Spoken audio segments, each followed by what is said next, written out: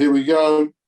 So, hello, mahaba, good morning, and welcome to our Satcom Vision virtual conference, funded by and broadcast from Profen Engineering in Ankara. My name is Barry Watson, your chairman for today, speaking to you from Blandford Forum in the UK. Our common theme and title for today is a 5-year Satcom Vision, highlighting space and ground segment aspects of LEO, MEO markets serving commercial, government and military applications. Firstly, let me apologise to some in the audience who may have heard parts of this introduction during last month's session. So please bear with me for a short time. So starting with a COVID comment.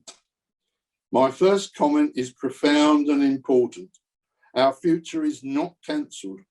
Repeat, our future is not cancelled, even though there are serious challenges like COVID and global climate considerations. So before introducing our Satcom element, one could comment the following. 2020, what a year. This unwanted COVID is the biggest world-changing event in the short term. 2020 started well with great optimism for the new decade, with real growth potential in telecommunications and allied satellite businesses. But within 1 month, the whole world, all of us, were affected by this nasty virus with serious lockdown of personal movement. Now 2021 began indifferently with a second strong wave of COVID-19, including mutations, creating a very poor and disappointing start. Short-term and long-term may be more clear as we possess the potential advantage of a vaccine deterrent. So if 2020 has been tough, is 2021 full of opportunity? One must remain optimistic, as a glass half full. If 2020 taught us anything, it is to be prepared for the unexpected. Carrying on now for Satcom, our business will be affected within certain business verticals. So we ask our presenters for their unique business perspective. I ask, what is predicted in the years ahead from our space segment providers' viewpoint? Tell us. Our audience would like you to share your knowledge with them today. Positively, innovation in our business is key and pushes ahead to motivate us regardless. So what's new? Speculatively, funding remains available in many areas. There's a lot of interesting investment in component, subsystem, and network cost-effective, comprehensive developments throughout GEO, MEO, and LEO disciplines that our audience would like to know about. Today, we look at Session 1, Part B, highlighting an exciting catch-up and new aspects of LEO, MEO satellite constellations. This session is arranged with a moderated set of 5 expert panelists representing LEO and MEO global networks. Let's introduce our agenda. Firstly, we hear an overview from our sponsor, that's Profen Engineering, given by Hakan Savaşan, who is Director of Research and Development. Next, your moderator today is the well-known, I can see his face here now, consultant who used to be a grand system architect for Eutelsat for many, many years. And he will also commence after Hakan as guest speaker with his presentation entitled LEO, MEO and GEO. Next, our panel presentations, which are today's like meat and potatoes, will be introduced shortly by Hector. Each panelist will speak for a maximum of 10 minutes, with an additional time of 5 minutes for individual questions from our moderator. And finally, our format allows for questions to all presenters on the panel for discussion and interaction. Also, to maintain momentum, any questions for Hakan's or Hector's presentations will be shoehorned into our panel discussions toward the end of the show. Audience questions via the Q&A button, and this is the important things, these will be posted on your viewing screen throughout for all to see. Needless to say, our moderator is in control of these audience questions. So what is the common subject and title matter of this virtual conference? It is, and these were my long words, an epoch, and now a post-COVID Satcom review, with a 5-year reach roadmap vision on market, applications, technology trends to support a welcome downstream, optimistic Satcom renaissance success. Essentially, we enter a new age of widespread digitization and connectivity. 5G is ramping and comes into sharper focus. Now, finally, just a little bit of commentary here. There is some skepticism in the technical press that maybe not all LEO and MEO providers will succeed, say, within the 10-year distant future. We hope any naysayers are incorrect. So here I wish to clarify the current status, participant status, and diversification. So here is a short perspective. Essentially, I'm asking each provider, what kind of believer are you currently? So I don't mean in a religious sense, I mean in the sense of, are you a geo camp believer, a LEO camp believer, a MEO camp believer, or are you a person advocating a hybrid solution with a mix and blend of the above? So from our last GEO session in February, we learned GEO believers are Intelsat, Eutelsat, Viasat, although it's rumored that they're applying for an FCC license for LEO, whilst SES advocate hybrid GEO MEO. And Hughes Network Systems has become a hybrid GEO and LEO fan. However, for the long-term technical and financial success rating, no one really knows. It is speculative. It will be years before a definite conclusion is reached, just predictions. So let's hear today from our LEO MEO friends and their beliefs. I'm sure all here wish all players well in their endeavors. So I'm going to call upon our first presenter, which is Profen now. So Hakan Savaşan, who's the Director of Research and Development. So I'll pass it over to you. So everyone there in the audience, enjoy. And don't forget, this is your show and we want you to ask questions. Thank you. Thank you very much, Barry. Hello, everyone. I am Hakan Savaşan of Profen, and I am responsible for the R&D and innovation portfolio of technology part. First, let me briefly introduce Profen. We are a group of companies, and the main axis of our business is Satcom technologies. We are in the industry for the last 25 years, and we serve our customers as the main systems integrator, R&D-based ground equipment manufacturer, and teleport operator.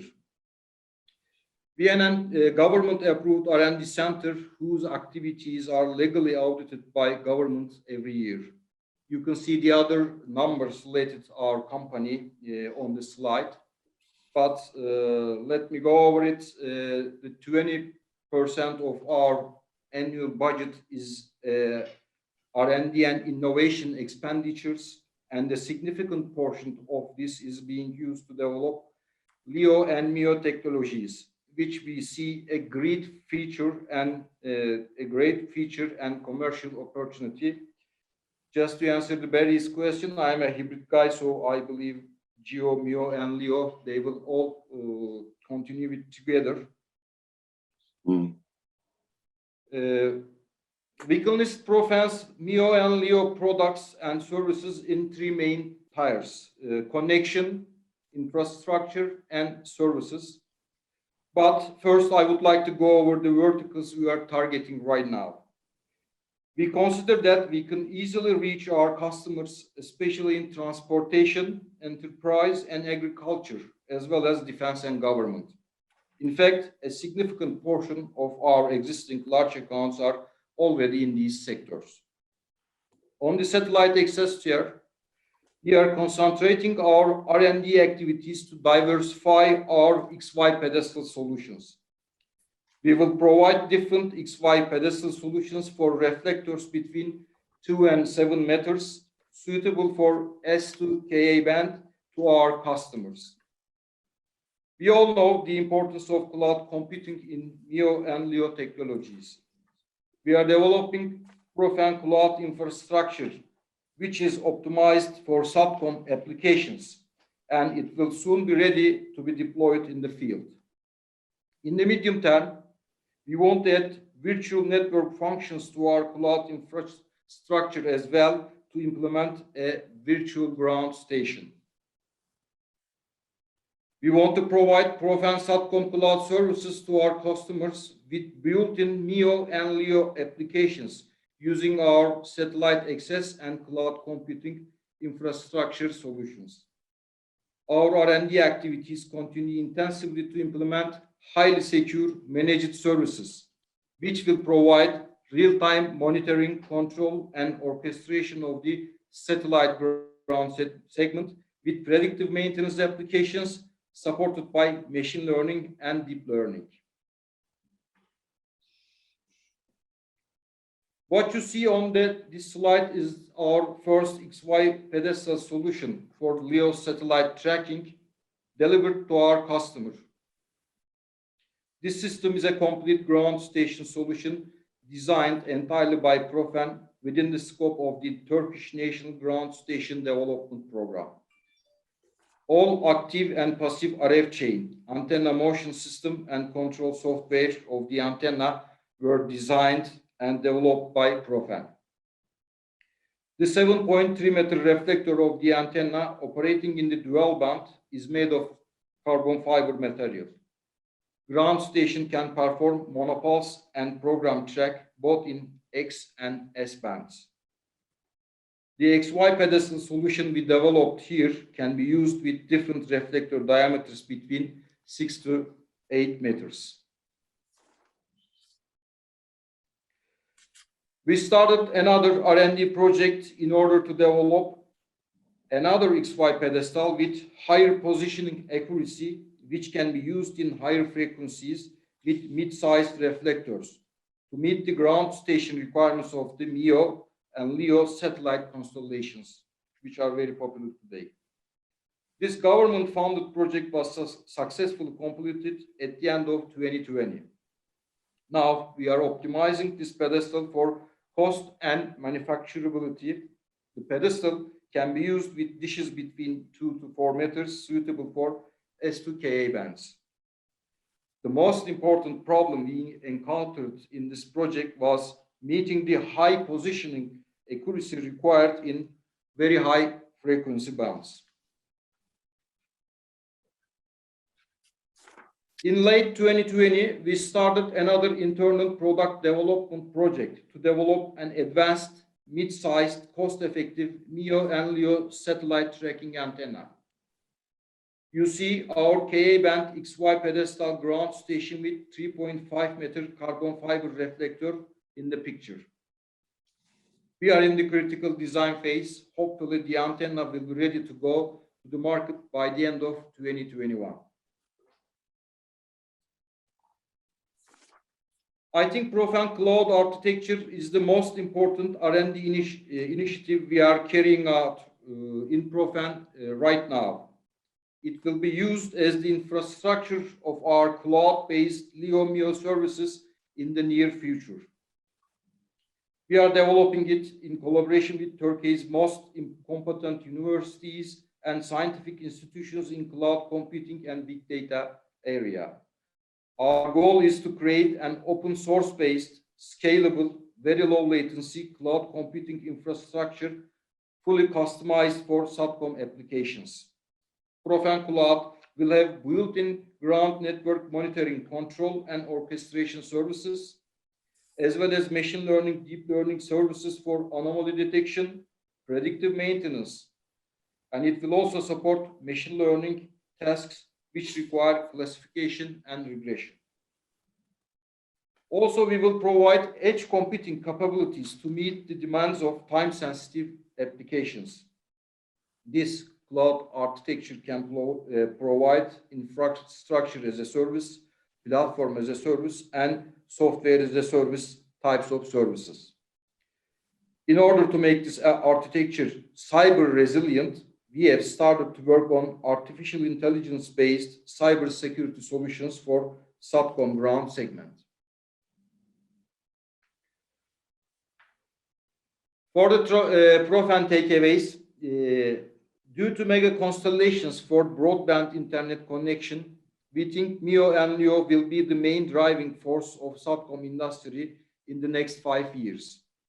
Of course, GEO will be affected from these developments since there is a real demand to reduce cost per bit.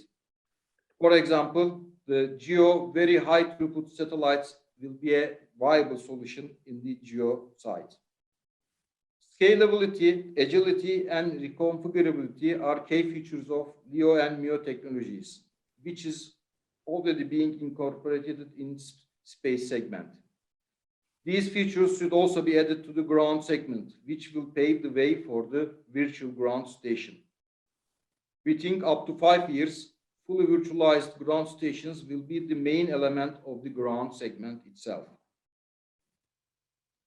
On the other side, satellite constellations will need many ground stations on the connection tier. Despite the challenges in its design, XY pedestal appears to be the most cost-effective solution for MEO and LEO tracking due to its ease of production, maintenance, and repair. Cloud computing, big data analytics, and artificial intelligence are at the center of all LEO and MEO innovations. For cyber threats, the only way to reach a satellite constellation is through the ground network.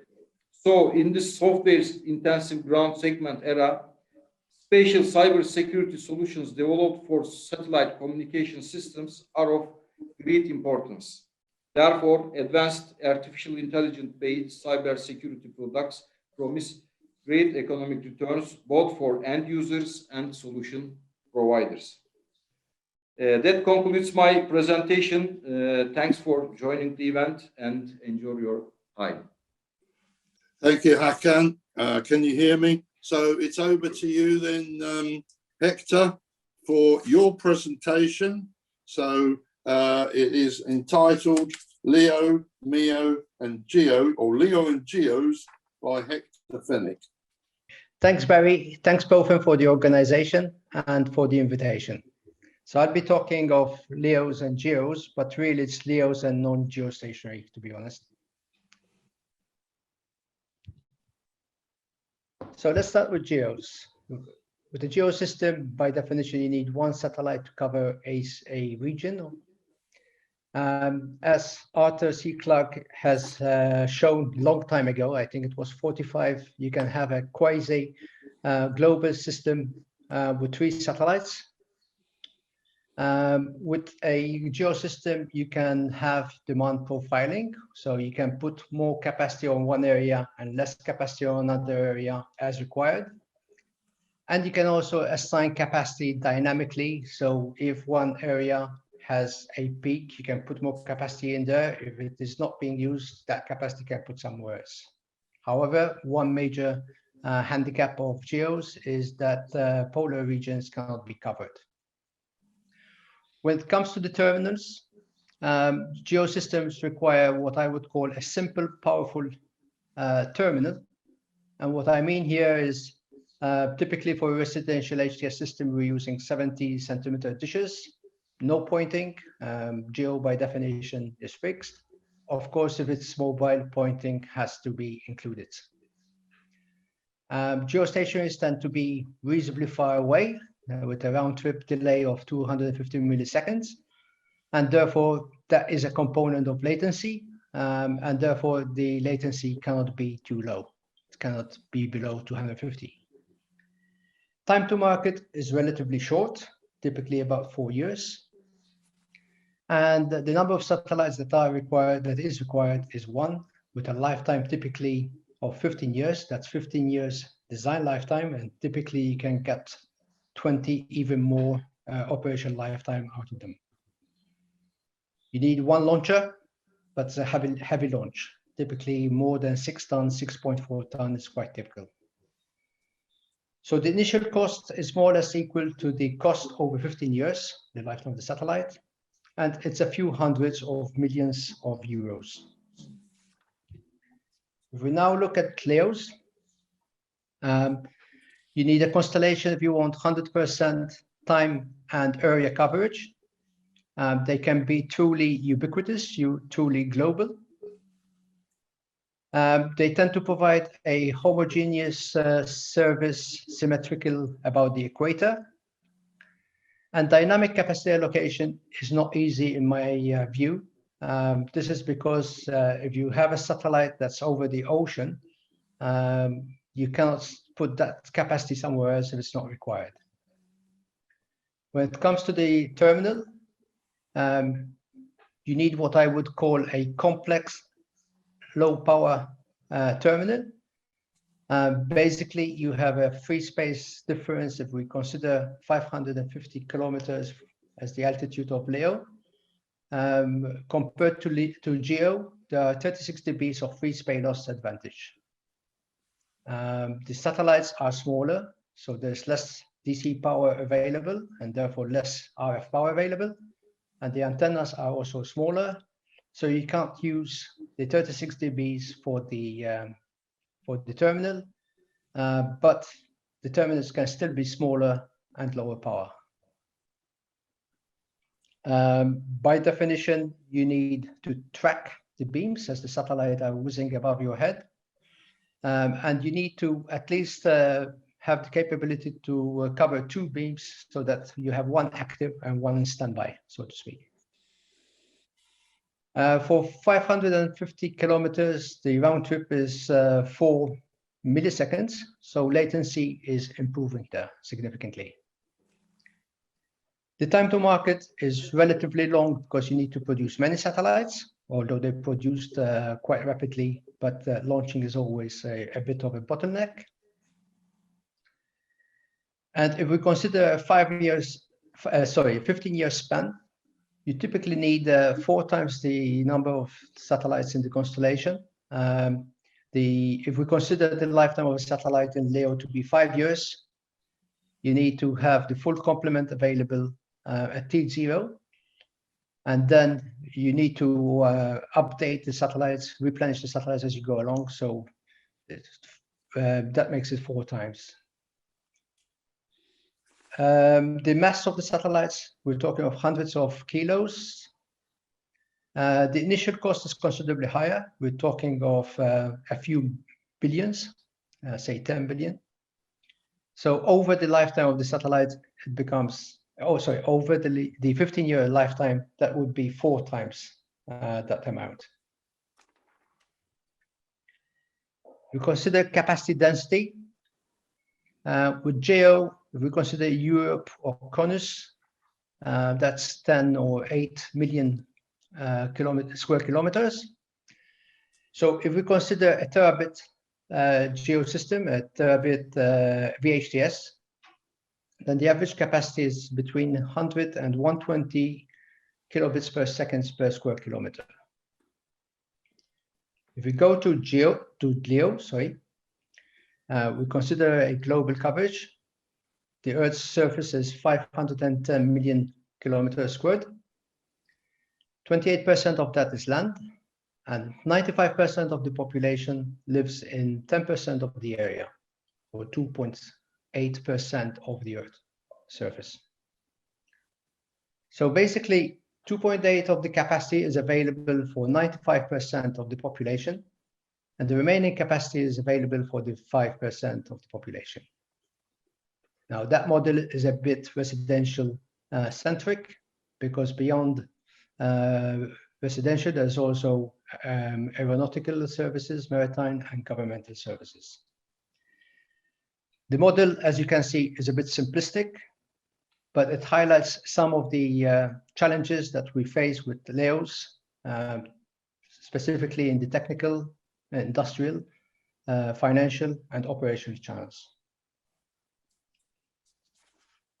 If we now look at capacity costs, if we consider a geosystem,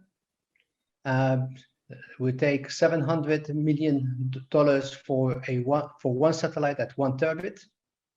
The satellite is the system, so it's the same capacity. That brings the space capacity cost to about $700 per megabit. We can assume 100% fill factor because we're assuming that there's enough flexibility to make sure that all the capacity can be used. So the sellable capacity cost is $700 per megabit. If we now consider a LEO system, and I've taken SpaceX as the example here, $10 billion, 12,000 satellites, 20 gigabits per satellite, so that the system capacity is 240 terabits. That brings the system capacity cost to $40 per megabit. However, as I said before, you may have problems selling all that capacity. So what I try to do is I worked backwards, so to speak, to have a sellable capacity cost of $700 per megabit. You need to use at least 6% of the capacity. A conclusion of this could be that where you have the population, the 2.8% of the area and 95% of the population, and where you don't have the population densities, the two are should be more or less of the same order of magnitude in terms of capacity requirements. Again, this is highlighting some geo issues. What is the sellable portion of the capacity? Issues with replenishment costs, ramp up on a global business. If you trying to open a market on a global basis, that's going to take time. And also the regulatory issues to be operational in all the countries you want to be in. Latency. So perhaps 5G has brought latency to the forefront. It pushes latency to milliseconds for certain applications like ultra reliable low latency communications, enhanced mobile broadband, and the control plane. We're talking here of 1 millisecond, 4 milliseconds, and 20 milliseconds for each one of those. We did say that the round trip is 250 milliseconds, but oddly enough, geo can contribute to lower the system latency. If we consider that geos can make contents available at the edge node, this is the edge computing, then by caching data closer to the user, contents can be delivered faster to the user when required. The broadcast function of satellites can make content available to a large number of edge nodes, and VHTS or HTS can make specific contents available to specific nodes, thus reducing the system latency. LEOs have a further advantage, even with respect to fiber. Fiber has a refractive index of about 1.47, which means that the speed of light in fiber is slower by that amount. If we take the example that we're seeing in the slide, we try to communicate between location 1 and 2. We have two options, either to have a direct fiber, which is shown in green, or a satellite link, which is shown in blue. If we consider a satellite altitude of 500 kilometers and the distance between the two locations of 2,500 kilometers, then the propagation time is more or less the same in both cases, 5.8 milliseconds. Now, if we take a link Paris to Moscow, that is almost 2,500 kilometers, so the advantage would be negligible. But if we have greater distances, like Paris to New York, or New York to San Francisco, then satellites will offer a better propagation delay performance. Thank you for your attention. I think we can, Barry, we move straight to Manik. Yes, well done. That was good. Both of you, thank you very much indeed. That opened it very successfully. So over to you then, Hector, for all the 5 presentations. Thank you. So next, so I'll stop. So next, I'd like to invite Manik Vinakota to present his presentation. Thank you. Sure. Thank you, Hector. Just want to check. You can hear me, Hector? Yes. Okay. I'm going to put up my presentation. Thank you again, the Satcom Vision team for putting this session and panel together, and Profen for the sponsorship, and inviting Telesat as well to present at least our LEO part of the journey here. For the benefit of others who don't know who Telesat is one of the largest satellite operators in the world today, and I'm talking to you from Canada, Ottawa, where we are headquartered. So jumping right into LEO, I think Hector did an excellent job of contrasting a LEO design and the risks or difficulties of doing a simple LEO versus a GEO. And when we started our journey a few years ago, that was a fundamental question we were trying to answer. We are technology agnostic. We wanted to build what is the best architecture to deliver data services for the enterprise customers. Telesat today and so has for the last 50 years been serving the enterprise market from a data services perspective, whether it's telcos or whether it is other mobility service providers or the government market. And when we reflected deeply with both within ourselves and talking to our customers, definitely latency came out as a key concern. Not so much for latency only applications like gaming, but also more specifically for all the networks of moving towards, especially enterprise networks, so moving towards the cloud.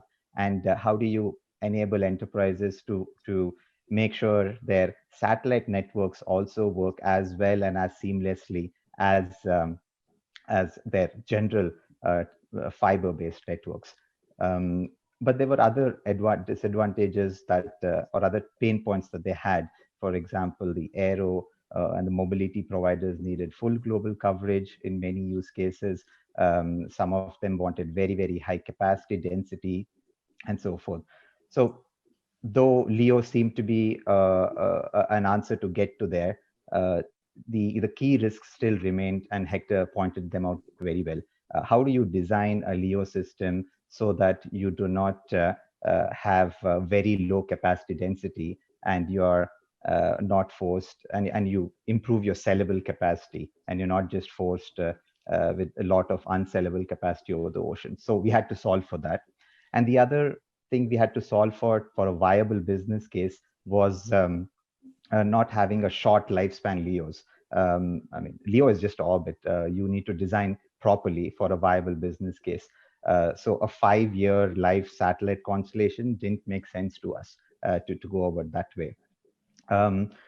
So with all those factors in mind, and with that still focus on the enterprise market, we came up with our Lightspeed design network design, which is primarily a constellation of 298 satellites at 1,000-kilometer altitude. And each of these satellites is highly flexible. Flexible in the sense the beams that are there on the satellites are completely steerable and shapeable, as well as the satellites themselves are not traditional bent pipes. They have onboard processing, which makes sure these are layered. These are almost like switches in space rather than mirrors in space. And we needed that so that you have the overall efficiency of the network. Satellites can light up as many as 135,000 beams, and you need that to get around the very specific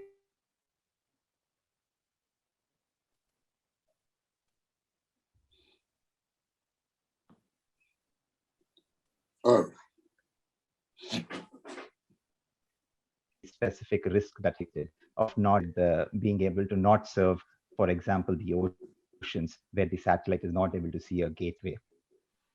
So irrespective of where you are, whether you're the equator or the poles, you're always covered with at least 3 of our satellites, and in some locations as it will be much higher than that. And that's one other point. The picture on the right that you see of how we've distributed the satellites as well, again, to make sure that the capacity is in line with demand. We are going to put a set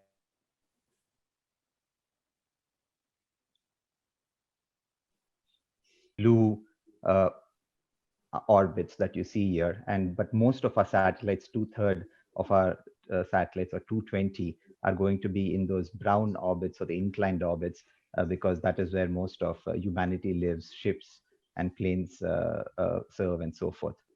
So we've combined this coverage and capacity layer also to make sure that we are not putting a lot of capacity over the poles where there's not much demand.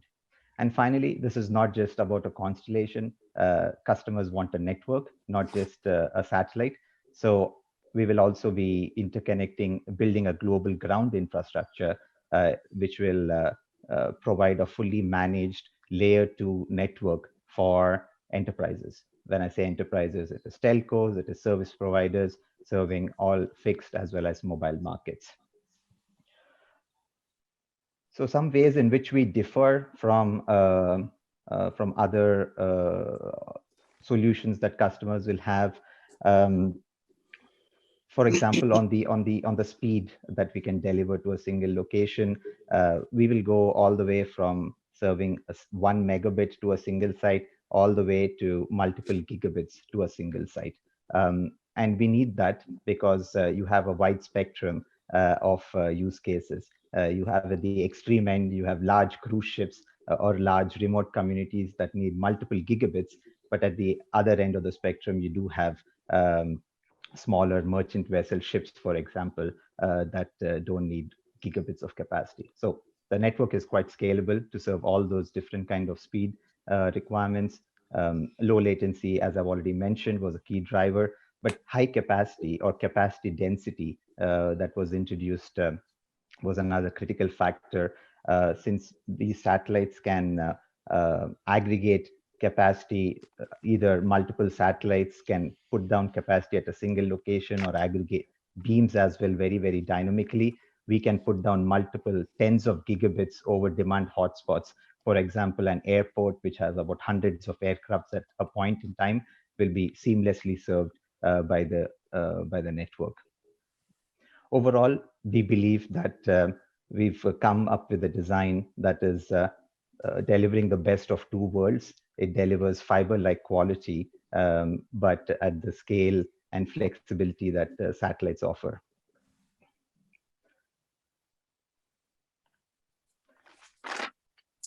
I've clarified the use cases that we intend to serve. So we've, as I mentioned, primarily focused on the B2B market, whether it's terrestrial, aero, maritime, or the government market, all segments that we serve today, all segments where we have very strong customer relationships. We announced about a month earlier that we have chosen Thales to be our prime contractor to build the constellation. It's a $5 billion constellation. Perhaps I forgot to mention that we are also that these satellites also have 10-year lifespan, and they are this is a fully Ka band network. Just to show you two typical use cases, for example, this from a backhaul perspective, we truly believe that once we make, as an industry, we make the satellite solution as plug and play and as seamless, the addressable market is an order of magnitude higher than or larger than what it is today, by making sure that a telco doesn't have to add additional boxes or do anything different than they would use a fiber backhaul. That would make their life much easier and expand how they use satellite solutions today. And we fundamentally see that happening with LEO and in all our discussions today with telcos. Another lens from a mobility or an aviation perspective, beyond low latency, aviation market especially is looking for high quality gate-to-gate connectivity. Gate-to-gate connectivity means you need to be able to serve routes that fly over the poles. You need to be able to serve when the planes are over large airports, and some of the airports can get quite concentrated with multiple hundreds of aircrafts. So so our network was designed to cover all these use cases so that the end passenger from an in-flight connectivity perspective stays connected irrespective of where they are. In terms of progress and where we are, we have one satellite today that we've launched about 3 years ago. We've done a number of technology demonstrations with very large telcos as well as mobility and government players. As you see here, people have experienced latency in the as low as 18 milliseconds of round trip time, have demonstrated that user terminals or antennas can track and hand over very, very large throughputs. And also very new use cases like 5G backhaul have been demonstrated to work seamlessly with the network.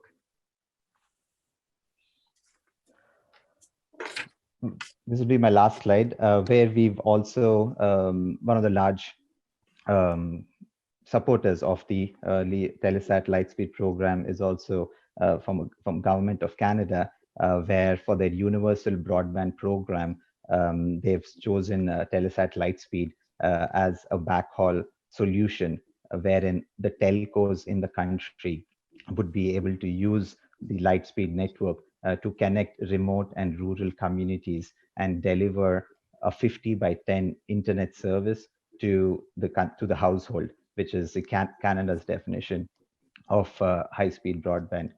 And this is a trend that we are seeing where governments are increasingly focused not just on coverage, but also on the quality of the connectivity.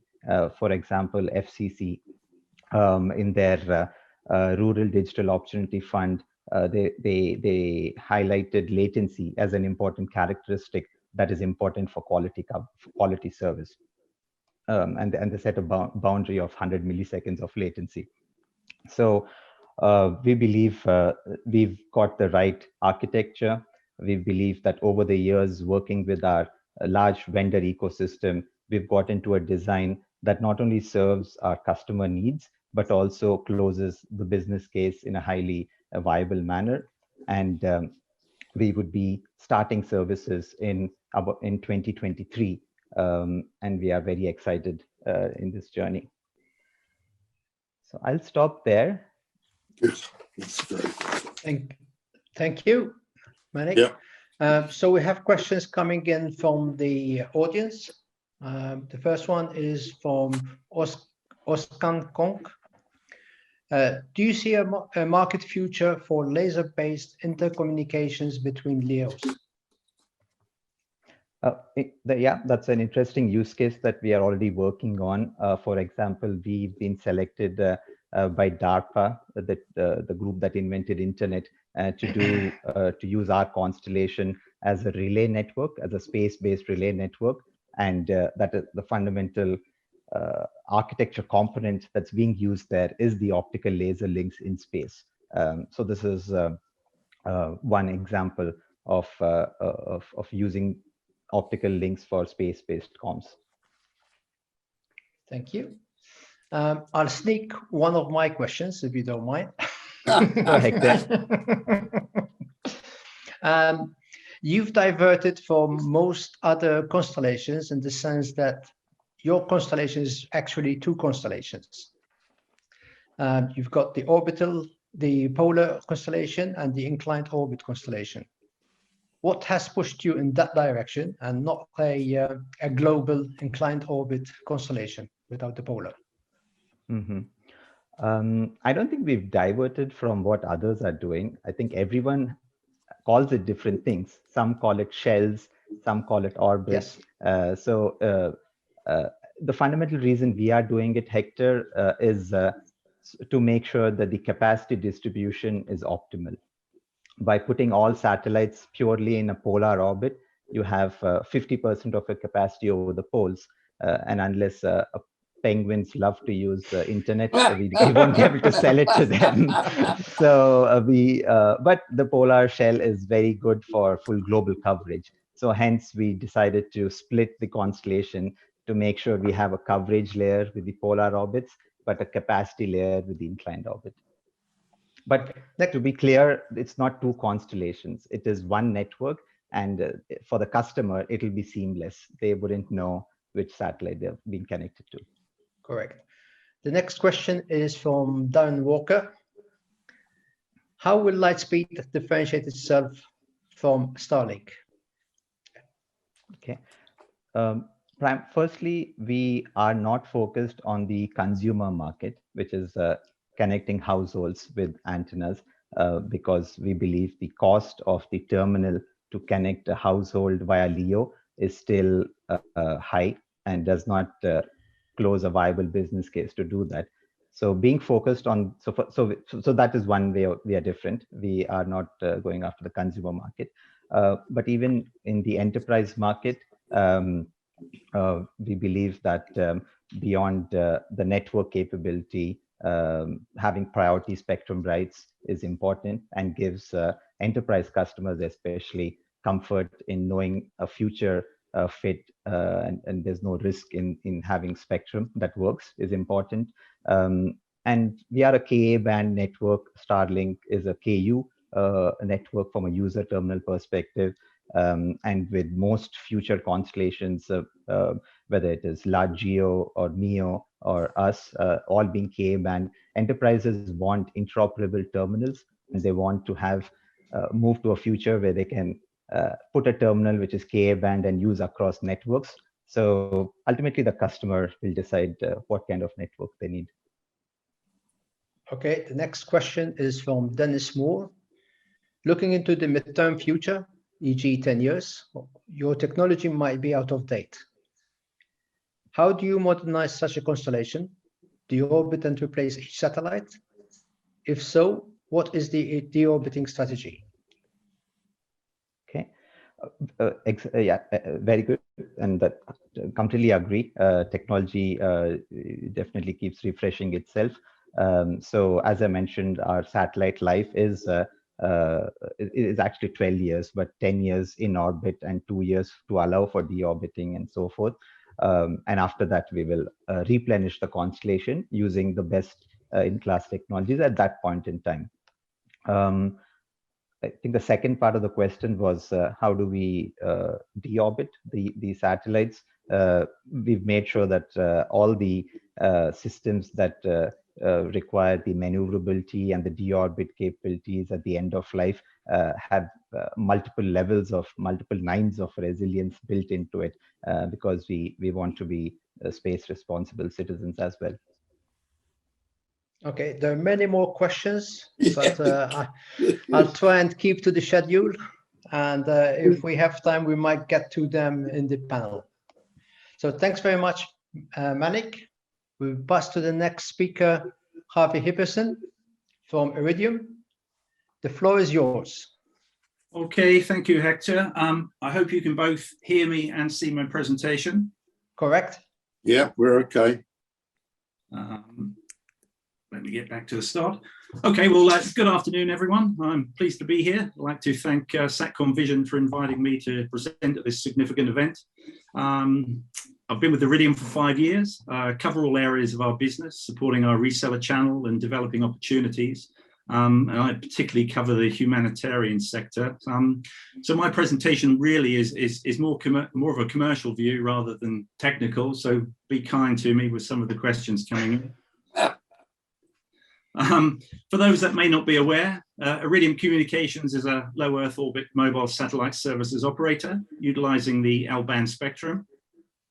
The satellites are at a height of 485 miles, traveling at 17,000 miles per hour and orbit the Earth every 100 minutes.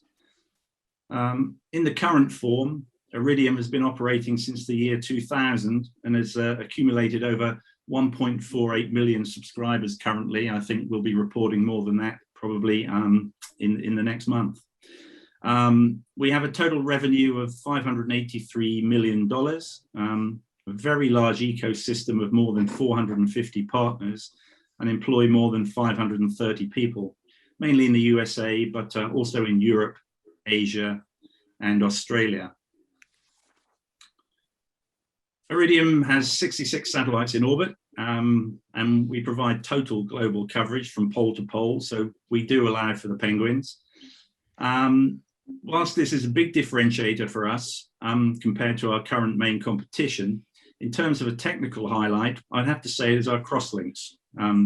These allow communication from the device up to the satellite and then the passing of the signal across multiple satellites via the Crosslinks to land at our single gateway in Arizona. Our competitors largely need multiple gateways with view to the local satellite to capture the signal. Therefore, we do not need additional infrastructure to allow our satellites to always have view of a gateway. We can rely on that single one. I was asked to share a commercial highlight within the presentation, and I thought about it for a while, but I suppose I have to say for this year, it's been our stellar stock performance, which has seen the share price go from $17 to as high as $55 within 1 year. So that really has been a significant performance. Really, this has stemmed from our satellite constellation replacement program, Iridium Next, which completed in 2019. Until then, really, we were essentially a voice and IoT provider running a fleet of increasingly aging satellites. However, the replacement with an up-to-date, high-performing constellation has really turned us into a broadband IP data provider, in addition to voice, IoT, PTT, and data solutions. The next program costs $3 billion. I think we got some good rates from SpaceX at the beginning and comprised the launch of 81 satellites, including spares, via 8 rocket launches of the SpaceX Falcon 9. I think our most famous one was the one the one where they first landed the booster rocket back onto the sea. So this underpins our 5-year vision and beyond, with a minimum design life of 12.5 years for the constellation. Our previous constellation had a design life of 7 years and actually lasted over 20. So this new constellation allows us to plan, develop, and launch products with the luxury of an existing network and customer base.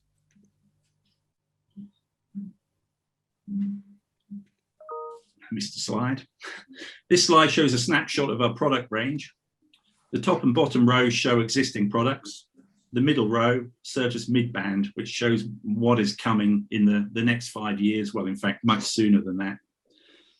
Our historic success has been based on handset sales for mainly telephony applications. This has moved to add PTT to the handset. I'll cover that on a separate slide later. Plus, we launched Iridium Go, which is a Wi-Fi hotspot to allow smartphone connection, although again, mainly for voice applications based on using our legacy network. IoT has been a huge growth area for us. Over half of our subscribers now are using short burst data service. We have high profile users such as Caterpillar, Doosan, Hitachi, etc., using this service to track and monitor their assets globally. We also have Garmin, a name that no doubt all of you are aware of, who've made a very successful range of handheld personnel tracker and messaging devices using our short burst data modem called InReach. All of these products operated on our old satellite constellation, of course, are forward compatible to work on the new, only with a better performance as a result of new technology. The first range of new products designed for specific operation with the next constellation was our Certus 700 range. This provides a terminal for land, maritime, and aviation applications, comprising 3 high-quality voice lines and an IP data connection offering up to 704 kilobits per second. And these have been available, commercially available, since early 2019. Our Certus midband products, which are the center within the slide, will begin commercial launch from mid this year onwards. We have a number of partners producing finished products based on developing our 9770 modem, which offers IP data at 22 kilobits up and 88K down, in addition to 2 high-quality voice lines. So these products will be packaged to suit various applications. For instance, we may see something like a Go device, but this time with usable data to allow smartphones to access WhatsApp and other messaging platforms. Also to work with email applications. So for the first time, users can operate as if they're in an office while on the move, outside of cellular coverage. But crucially, really, it's on a small device that can be hand carried with a decent battery life and at low cost. A vehicle option will be included, so you can consider 4 people in a vehicle connected via Wi-Fi to the Iridium hub, all sending WhatsApp messages, and that's something that's particularly of interest in the humanitarian sector. Products will be available for the control of unmanned vehicles, such as drones. We'll have utilities monitoring applications, and many IoT requirements where more than just short messages are required. The list of applications for these new products goes on and on, really. And then you can expect to see a new handheld phone, which will combine more usable data with a high quality telephony afforded by Certus. And this is on the roadmap for the next 5 years. I was asked to identify an Iridium Advantage, how we differentiate from our competition. I mentioned some of this, true global coverage, crosslinks, low latency, small antennas, ability to operate on the move. But I think really I'd have to choose a non-technical one, which is the fact that we stick to our wholesale model, where we only sell through authorized partners.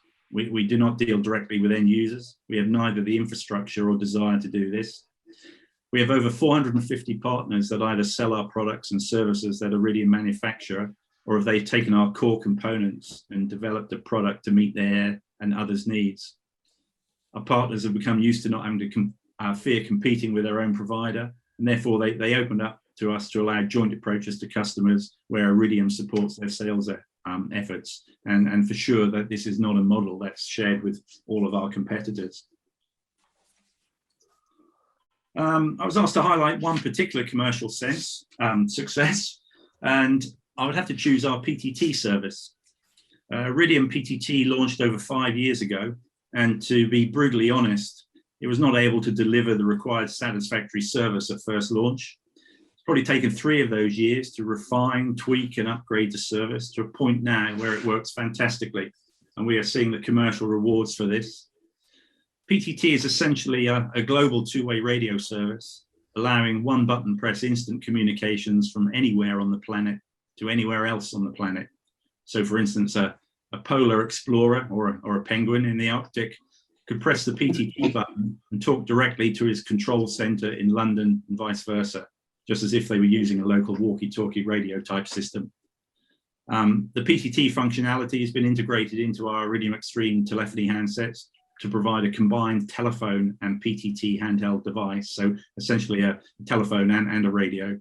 Plus, we've had ICOM and Kinetic manufacture a PTT-only radio, which operates on our network. I think if you consider the path the signal has to take to provide the communication described, is quite frankly amazing. Person in the Arctic presses a button, the signal goes up to the satellite, crosses multiple other satellites before coming down to our gateway in Arizona. It is then processed in the gateway before being sent up to the nearest satellite again, transferring across multiple satellites before being transmitted to the user device in London, and all with a typical half-second latency. So for sure, we consider PTT a commercial and a technical success. I think I'm probably close to the end of my allocated time, and this is my last slide. So really, I'd like to leave you with a takeaway for remembering the Iridium proposition. Iridium is fully functioning and profitable now. We are future-proof for an estimated minimum 15 years. We work everywhere. We cover most land, maritime, and aviation verticals. We utilize small antennas and terminals, which keeps costs down. We have a suite of products to cover voice, PTT, data, and IoT applications. And we have a roadmap of new products planned and soon to be launched. So I'm hopeful that the future is very bright. Thank you. Yeah, very good, very good.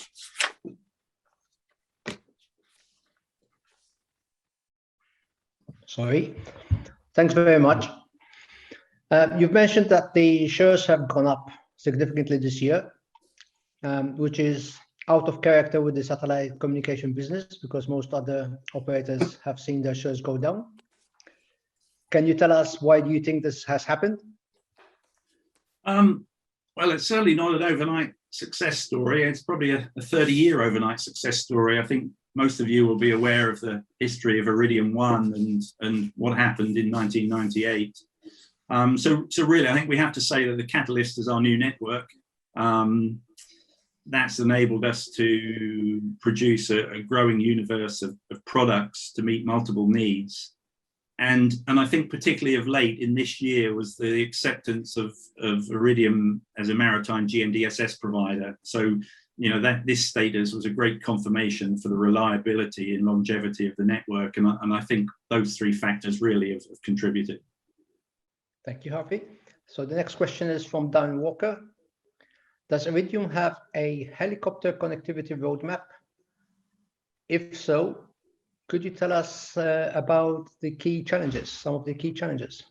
Okay, well, you're probably not speaking to the right person for that question because aviation within Iridium is really a separate division. A lot of regulation, technical differences between our standard products. So certainly if Dan wants to contact me, if he's anything specific, then I can pass him on to the relevant person. But all I can really comment on is, yes, we will be having solutions for helicopters with our new Certus products, and they're not too far from market. Okay, there's a question from Andy Smith. I think it's, what will Iridium do when Inmarsat react to the higher speed L-band services? Okay. Well, I suppose that could be a question both technically and commercially. I think technically we will be sticking at the 704 kilobits per second that we're offering currently with Certus. I don't believe that we'll be looking to offer a higher throughput than that. Commercially, then again, I guess that's above my pay grade. But we all look to see what's happening to sales and react if necessary. But I think we've got a compelling proposition, and at this time, I think we're happy with our performance and our rollout. So, yeah, things can change, but I think we're happy with the status quo. You've mentioned that the lifetime of the satellite has gone up to 12.5 years, I believe. I think you're probably the first LEO operator to extend the lifetime from 7 years to 12.5. Can you tell us what that has entailed, how you've managed to do it? Well, I think experience helps, having had a previous network to draw upon, but we also have to say that those satellites that went up in 1997, 98 with a design life of 7 years, actually some of them, most of them, lasted over 20. So I think that there is some secret sauce within that, which I wouldn't know about, but for sure I know that components have been chosen that have been shown to be show longevity in a space situation. So I'm sure the choice of components is a big part of that. But it certainly we will have built on the experience of the first network, I think, really is that answer. Okay, I think we'll have to close there. The slot is over. Thank you very much, Harvey. Okay, thank you. And I'd like to invite Simon Gatty-Gaunt from O3B Empower to deliver the next presentation. Thank you very much, Hector and Barry and the Satcom Vision team. So good morning, good afternoon, good evening to everyone. Here we've got a global audience today, so very nice to be speaking to you. So listen, I'm Simon Gatty-Gaunt, VP of Sales of our Global Partners Group at Ses Networks. So SES is the company behind O3B Empower. So we've split our business into two distinct business units. So we've got our video business that does all the direct-to-home TV. So if you're living in Europe and you've got a satellite dish on your roof in the UK for Sky, you'll be looking up at one of our Astra satellites. And likewise, if you're in Germany, you'll be looking up at the Astra satellites as well. So that's one side of the business. The side of the business I'm going to talk to you about today is our data side, which is called SES Networks, and in particular about our NGSO, so non-geostationary satellite system mPOWER, which is going to be our next generation constellation in the medium Earth orbit.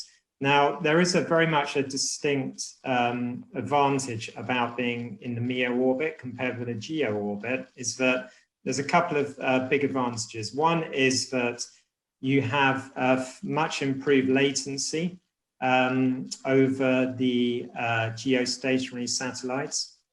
And the second, the way that we've designed our constellation today, which you'll hear a bit more about in a minute, can deliver extreme high throughputs into a single terminal. And I think just one other thing to mention as well is that SES has been operating in the medium Earth orbit today since 2014. So I've got a lot of experience there. Yeah. Very much looking forward to getting the mPOWER constellation up soon. So I'd just like to set the scene first.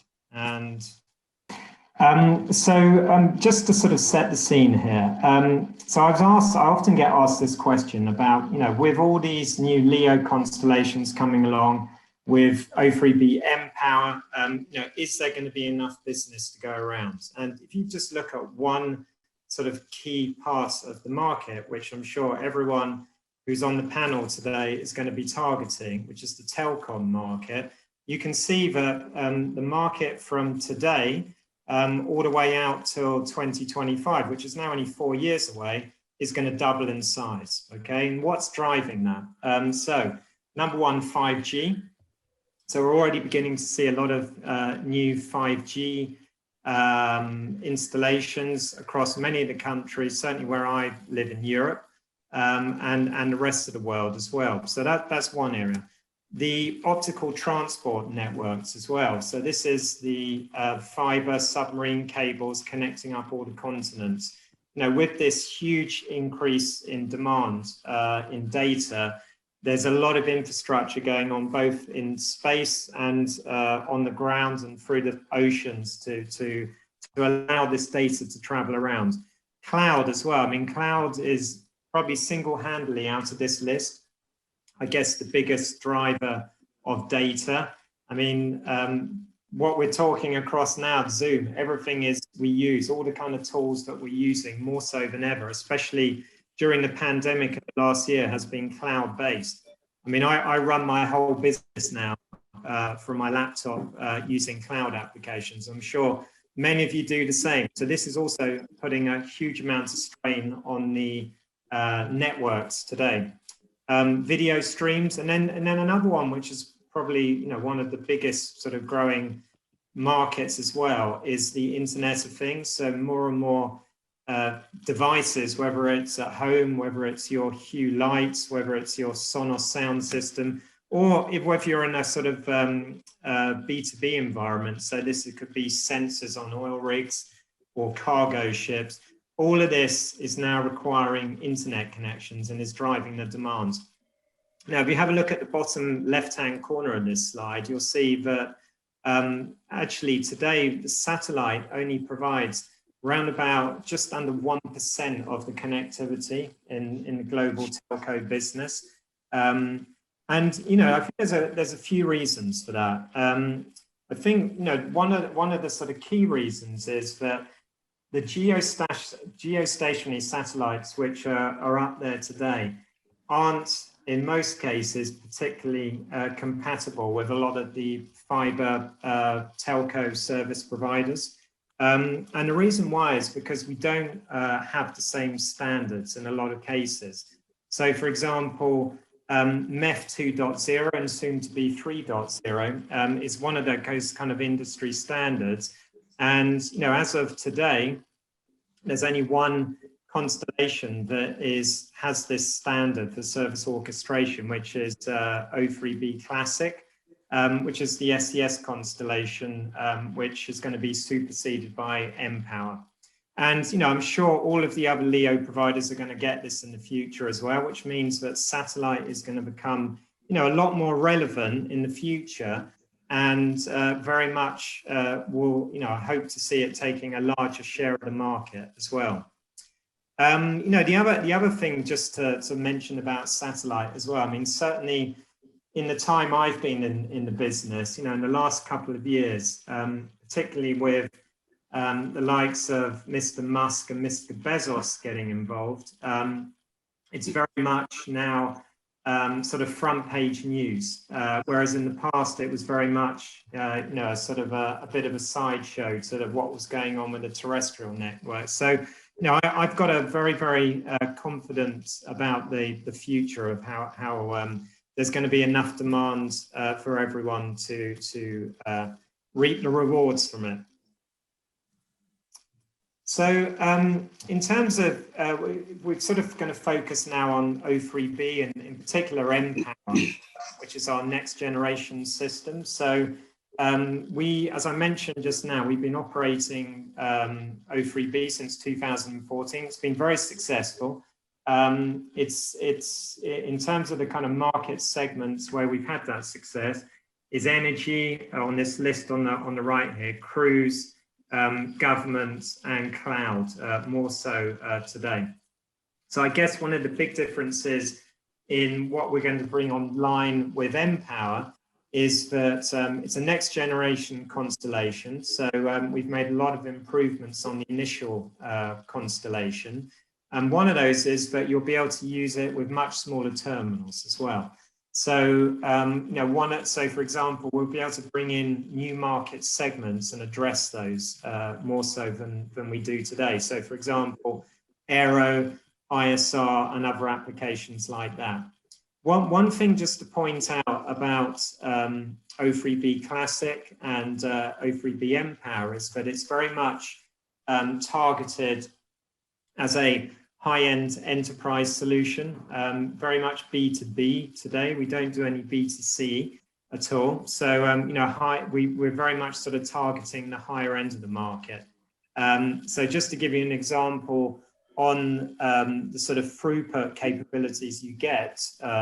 So with our current O3B today, we can get around about 1.5 gigabits of bandwidth into one terminal. And that will actually increase to 10 gigabits when mPOWER is operational. Simon, could I ask you to be a bit brief? Yeah, sorry. I'll speed up. This slide really just shows you in terms of mPOWER the advantages that you have over the O3B today. So we've done a case study here for Turkey. So with mPOWER, you'll actually be able to have gateways in country and be able to provide your own networks, which will actually be really, very useful for 5G rollout, connecting up humanitarian camps in the west of the country, and other applications like that. So yeah, it's a big improvement on the current O3B constellation. So so just wanted to give a very brief case study today. So we have customer Orange, where we started a service for in Central Africa Republic back in 2017.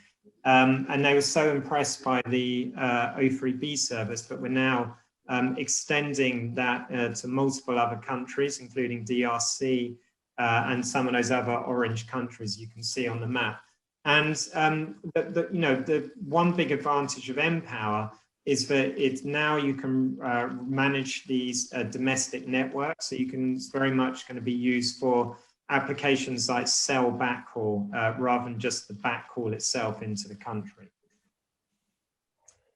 I've already talked about the Turkey business studies. So really just to sort of give you a bit of an overview in terms of, what are, in summary, the sort of key advantages of O3B mPOWER. So, I think number one, we're kind of proven technology in the NGSO space, and we've been operating our system now for the last 7 years or so, which puts us in a good shape for when mPOWER is launched this year. We're going to be operational next year with the mPOWER constellation. It's also we already have a number of sort of very key partners out there in the industry across many of those segments I mentioned, who are already using our proven technology on O3B, and very much looking forward to having that upgrade to mPOWER and all those additional features that it brings on board starting next year.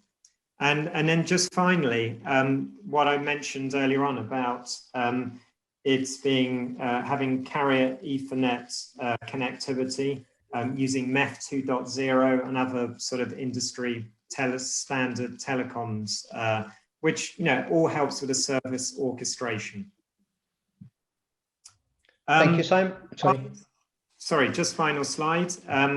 Just to sort of sum up again, very much enterprise grade capacity, high throughput, up to 10 gigabits per beam. Low latency, 150 milliseconds. So those are very much the kind of unique advantages that we see over our GEO satellites today, and also some of the other NGSO players. That's it. Thank you very much. Thank you very much, Simon. Sorry about the technical problem. That's okay. So the first question is from Darren Walker. And I'll ask a subsidiary question from my side. So the first part is many airlines require connectivity over the North Polar region. How will mPOWER meet aircraft connectivity requirements at high latitudes? And my part of the question is, mPOWER is an orbital constellation. Do you have plans to include the inclined orbit to extend the coverage over latitudes? Thank you. Yes, so just to address the first part of the question. So SES is a operator today of GEO and NGSO satellites. So we have very much a hybrid network in operation today. And what you'll be able to get with mPOWER is being able to use it on commercial airliners, business jets, and ISR missions. So when you do get the planes traveling up into the kind of northerly polar regions, the idea is that those planes will have compatible terminals on board, which will allow you to operate in both geostationary and MEO. We've made an announcement that we're going to be using the ST Engineering next generation platform, which is going to be compatible for our O3B and what we call our Scala network. which means that you will be able to seamlessly switch from mPOWER onto one of our geostationaries when we go across the polar orbits, or the polar regions, should I say. I would just point out, though, that O3b today, and it will be the same with mPOWER, does cover 96% of the population of the Earth. So we do have most of the regions covered already. And Hector, just to answer your question, we don't have any immediate plans, but one thing that we're looking at doing in the future is to have satellites in the inclined plane, which will actually allow us to provide service round about up to 80 degrees north and equator. So, you know, which really would cover pretty much most of the world's surface. Thank you very much, Simon. I think we'll move on. So thanks very much, Simon. And I'll invite Mike Hart to give his presentation on Mathera. The floor is yours, Mike. Okay, thank you, everybody. If you can see the screen. I represent a company called Mathera Global, who some of you may have heard of, but many of you probably won't. We were formed in about 2015 with a vision to provide a MEO constellation to provide capacity to the underconnected world. And I think those with long memories may think that O3b was first formed in, I don't know, 8 years ago now, with a similar objective. And they targeted the O3b, which was the other 3 billion. Sad to say that in 2021, sorry, gone too far. Let's go back. I think the underserved connectivity today is probably at least 4 billion by recent estimates. So I think to underline that, the market for connectivity is continuing to increase, even though we have many more terrestrial services, many more satellite services on offer today. So very briefly, where are we in 2021? There are a lot of underserved people around the world highly desirous of broadband services, partly driven by the availability of services, partly driven by governments who want to do more and more for their communities.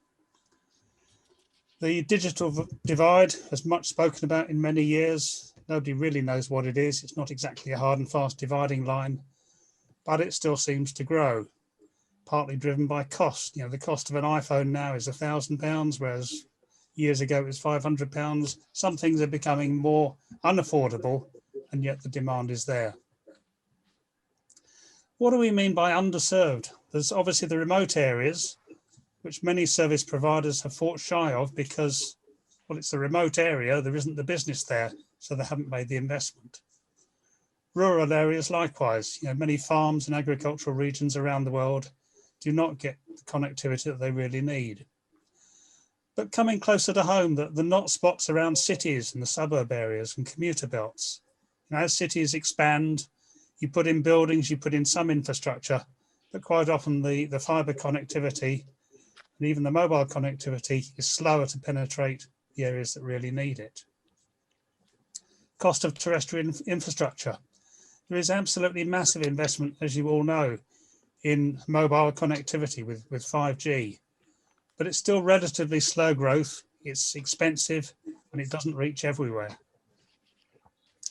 Most governments around the world now are supporting digital connectivity with their view of achieving economic growth. And COVID-19 has affected almost everybody around the world with putting extra demand for essential services, not just the obvious ones of education, health, social services, etc., but a greater demand for streaming services, working from home, business and e-commerce. You know, witness the growth of Zoom over the last 12 months as a prime example. And our view at the moment is that advanced geosatellites, LEO and MEO, together offer complementary capability and extending both the fiber and mobile services. So what Mathera has set out to do is to enable flexible, high capacity density comms to selected areas, which we know is going to change over time and location, but we also recognise we have to be very competitive with terrestrial pricing. So what really is the opportunity? A number of speakers earlier have pointed out that LEOs, lots of satellites, good coverage area, but 70% of the Earth is water. So therefore limited demand for service over some of those regions. That's a fact of life. You can't change that. If you go to the other extreme of GEOs, they are relatively expensive.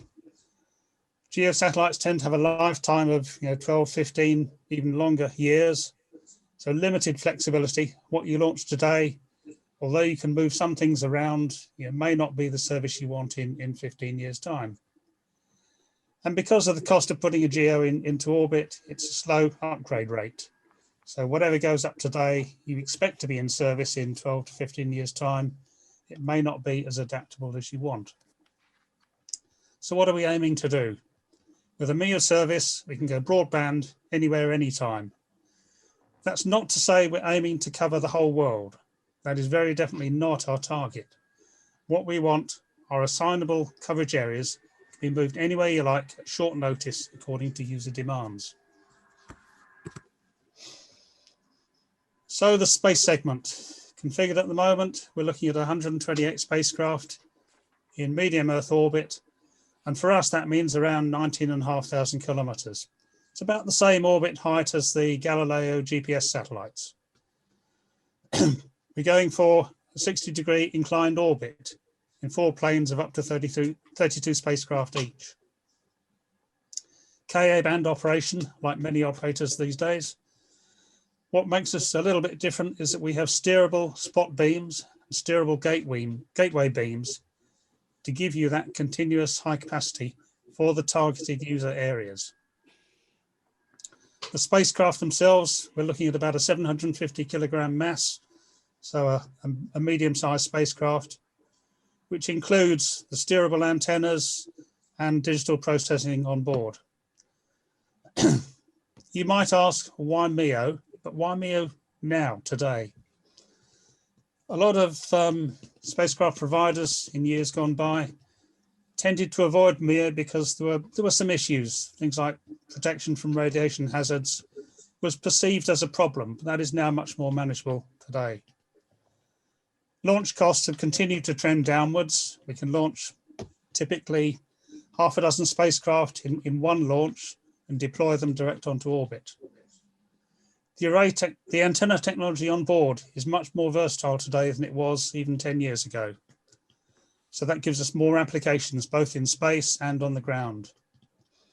And we can offer from MEO a global reach, but with a very scalable constellation.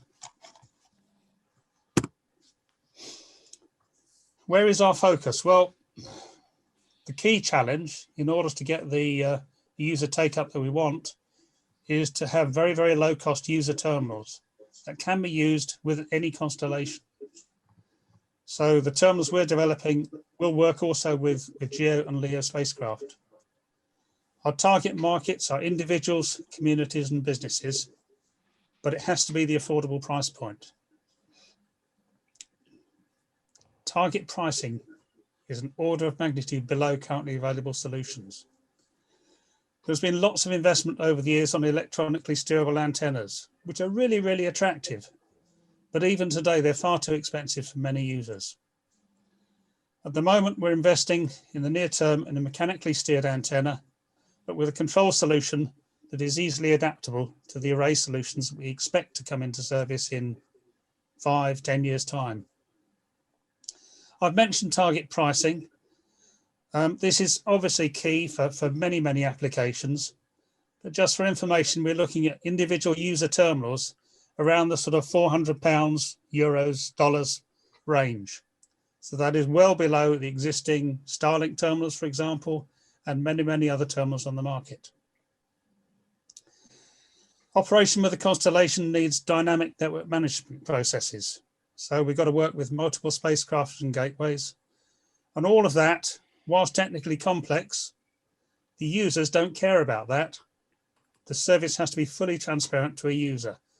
So he makes his connection to wherever he wants to get to, and that's the end of story as far as the user is concerned.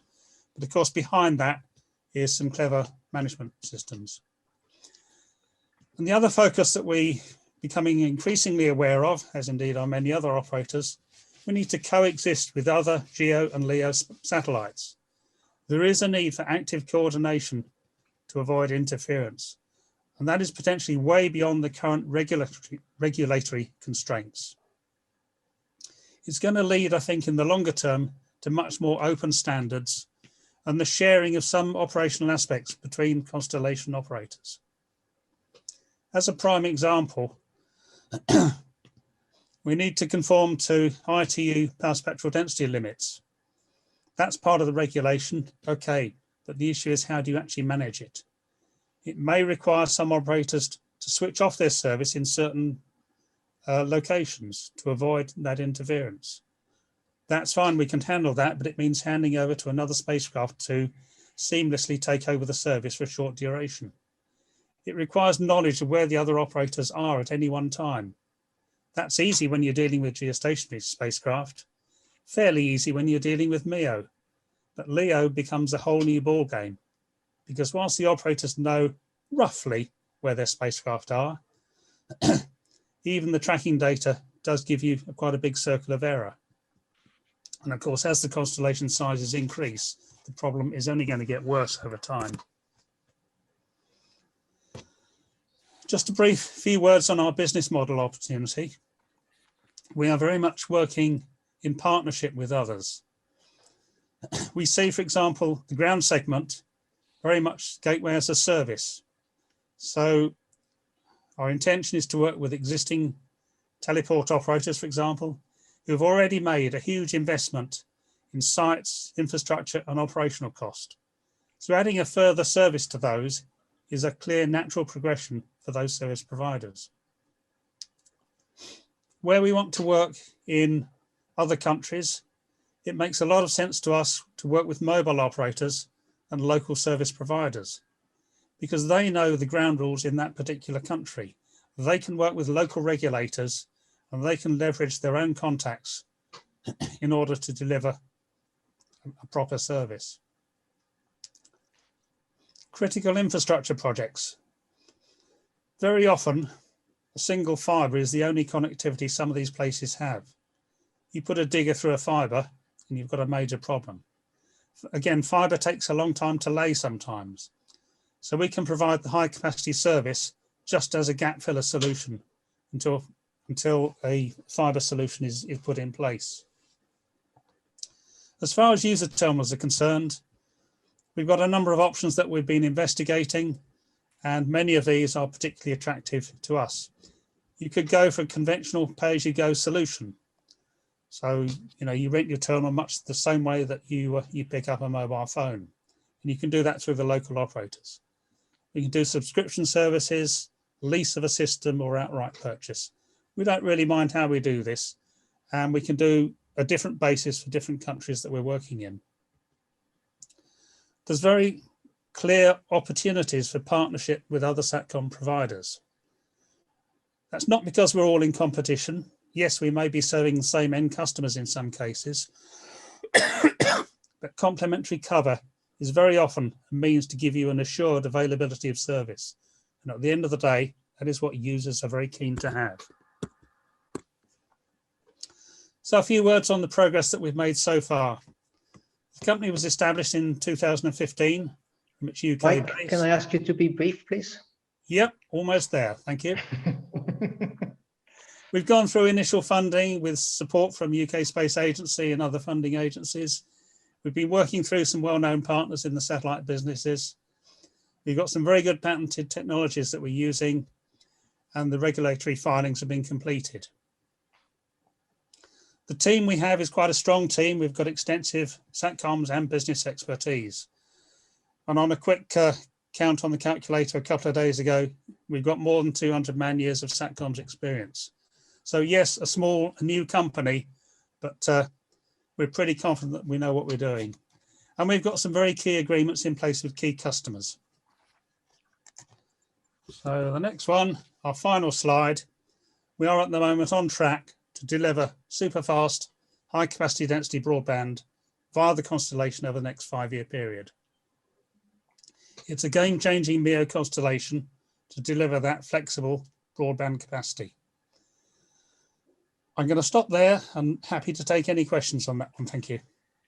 Thank you, Mike. So the first question is from Peter de Selding.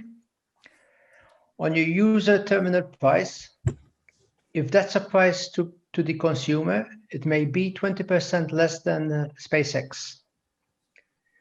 Cost is, of course, another issue. Do you mean cost at volume? Cost at volume, yes. Okay. A question that I will ask.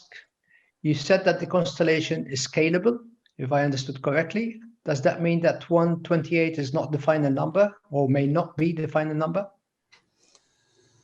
128 is the size of a constellation that we expect to end up with.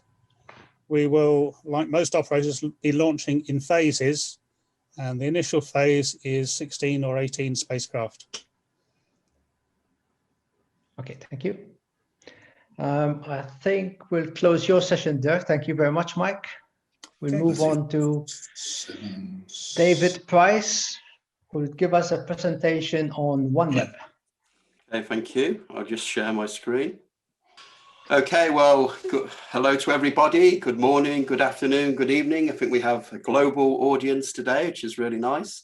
I'm David Price from OneWeb, and I want to provide a focused presentation to update you on where we are with our preparation for commercial service later this year.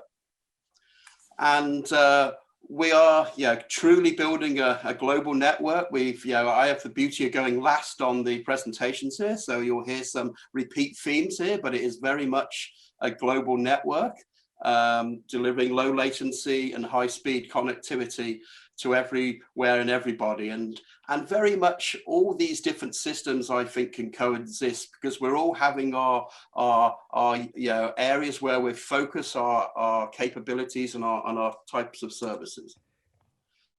OneWeb at a glance, a little bit of an update. Some know we went through a little rocky period last year, but the good news is we're full steam ahead with a new team and new owners, the British government, Bharti Airtel as the two major investors, but also we have investment from SoftBank, a major mobile operator of a Japanese headquarters, and Hughes, who is as well an investor and one of our key technology partners.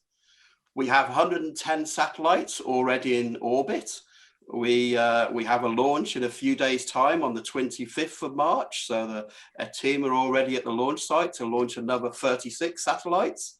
And we have that launch momentum now and for the rest of the year. It's pretty much one launch a month in readiness of our initial commercial service launch, in November this year. We have a lot of momentum in place. To say we're doing a lot of testing. We have very much got a lot of interest from our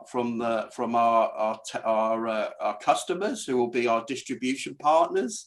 We are not going to the end user. We very much fit into an ecosystem in the different market verticals. And we're already in very mature relationships with those initial distribution partners where we're starting our initial service. We are very mature on our spectrum rights. We use Ka band on the feeder links between the gateways and the satellites, and then we use Ku band between the satellites and the user terminals. And we have a lot of priority on those rights, very mature position. We're already very much in service in terms of doing demos and end-to-end testing and exercising those initial satellites with end-to-end demonstrations and service and service testing. So we're very much already operational if you look at it that way. And show we can very much coexist with other systems. We're LEO orbit, 1,200 kilometers. We picked an orbit with a distance from Earth, which considers the coverage we provide from each satellite and the number of gateways we need to serve those satellites. And the way we're going to be selling our services, we could all talk about latency between satellites and the ground, but way we sell our services between the endpoints. So we offer a very much an SLA on our service from our points of presence, where our distribution partners seamlessly interconnect to their networks and the user terminals and the the satellite system enables. We're very keen on responsible space. We've done a lot in our design of our system and how we behave as a global operator to consider responsible space in terms of everything from the design of the satellites, the management systems, what we're going to do to deorbit satellites, etc. So it's very much part of our culture to consider that responsible space policies is very important. I think this slide has pretty much been covered, but one thing I will say that's very important is, in OneWeb as we're operating today, we're very much selling and managing our connectivity products like a telecommunications company. The way we've designed our interfaces and our products and the tools that we provide our technology partners very much looks at how they operate today. It's as I say, the Lego we have fits nicely into the set in terms of the interfaces, the way we are packaging those products, with that customer need in mind in the different markets they're operating in. So it's very much, we want to be very plug into people's broader networks in a very easy fashion. And we've even picked, a starting point of the LTE standard as our air interface, working with our technology partner Qualcomm and Hughes to make that even easier to fit into telco networks. And our points of presence use a standard Nokia core network. So it's what they're used to, and the interfaces really are what they can handle very easily. This little video that hopefully is running okay in the presentation here just shows some of the amazing stuff that OneWeb Satellites has done in terms of building the satellites in a very mass-produced way. OneWeb Satellites is a joint venture between Airbus and OneWeb, and the satellites are now all built in Florida. And we're building 2 satellites a day, 15 satellites a week in this very automated, very repeatable process in the factory. And we need that momentum to meet our needs of service launch later this year. So we typically launch either 36 or 34 satellites per launch, depending on the launch site. And as I say, on the 25th of this month is our next launch. We had the last launch in December, and there's another 36 satellites going up. Hello? Okay, I see. I don't know if the audio can be heard from this video, but this just little video shows of the type of work we're doing in terms of doing customer demonstrations. This was demonstrating in Florida a few weeks ago with our existing satellites in orbit, where we were demonstrating for some US government business partners and end users, and showing all the attributes that we want to show in terms of how the system is working, how the user terminals are installed, how they operate, and how the satellite handovers and the beam handovers perform, and the user experience. And we did a Zoom session, we did some application testing, and we're doing these tests all the time. So it's very much part of our getting ready for commercial service. We also, clearly, as well as launching satellites, need to roll out gateways. And when we start our commercial service launch in November, which is a geographically fenced coverage area, 50 degrees north, and we're going to be starting services in Alaska, Canada, Scandinavia, the UK, and the polar regions. We need we're going to have 8 gateways to service that coverage area, and those gateways are in their final, preparation, final testing.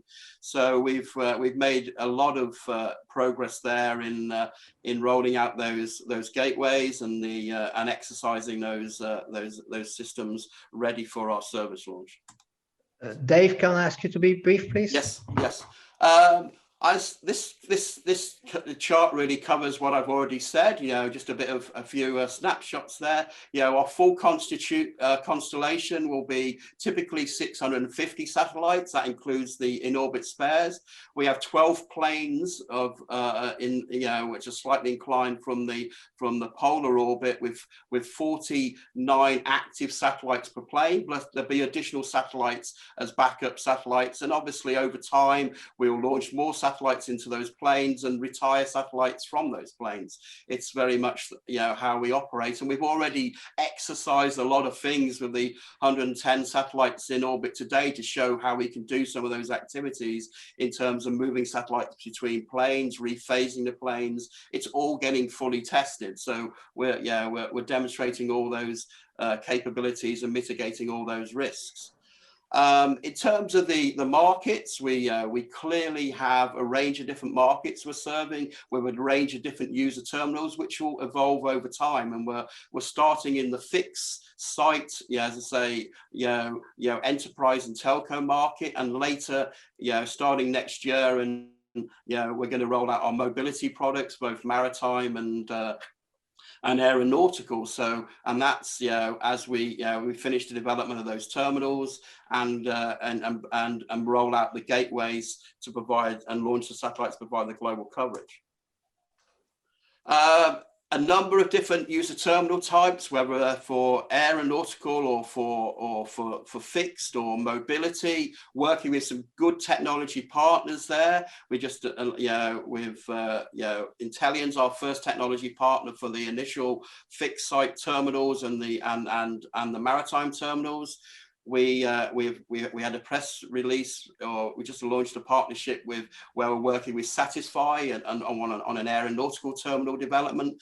But we're going to have other technology partners in the mix, and we're going to have other types of technology in the mix as we move from we use mechanically steered antennas for their high performance in terms of aperture efficiency, etc. And we're also working on electronically steered arrays for their form factor and ease of installation, but recognizing that there is a cost versus performance curve there that has to be right. One thing that's very important for OneWeb is how we engage with our customers, and that's where we're doing a lot of effort, not just on the infrastructure platform, but on the way we are selling service and the way we are engaging with our distribution partners and their end users. So we want to make it easy to do business with us, easy for that whole ecosystem to work in terms of the applications, to order products, commission terminals, measure traffic, collect money from customers. So we have got a very, very, very capable and very mature set of digital products we're enabling with the interfaces into those business partners management systems, and we are very much testing that ready for commercial service with those business partners. And it's all about understanding the requirements of the end user. So we've done a lot of work to tailor our products so that they meet the needs of the different markets, whether it's enterprise, whether it's mobile backhaul, fitting into that that mobile operator's infrastructure in a seamless way. They understand a Nokia core network. They understand the LTE service, quality of service classes. So our products fit very nicely straight into their networks as if they were using terrestrial only solutions. They really fit very nicely. And it has to be easy to operate, has to have the right skill set in the field to commission stuff. So we've done a lot of work on how the terminals are going to be commissioned into the system, how long it takes to roll out the service, how flexible the service is, and we have that global reach, so we can offer a very similar service anywhere in the world.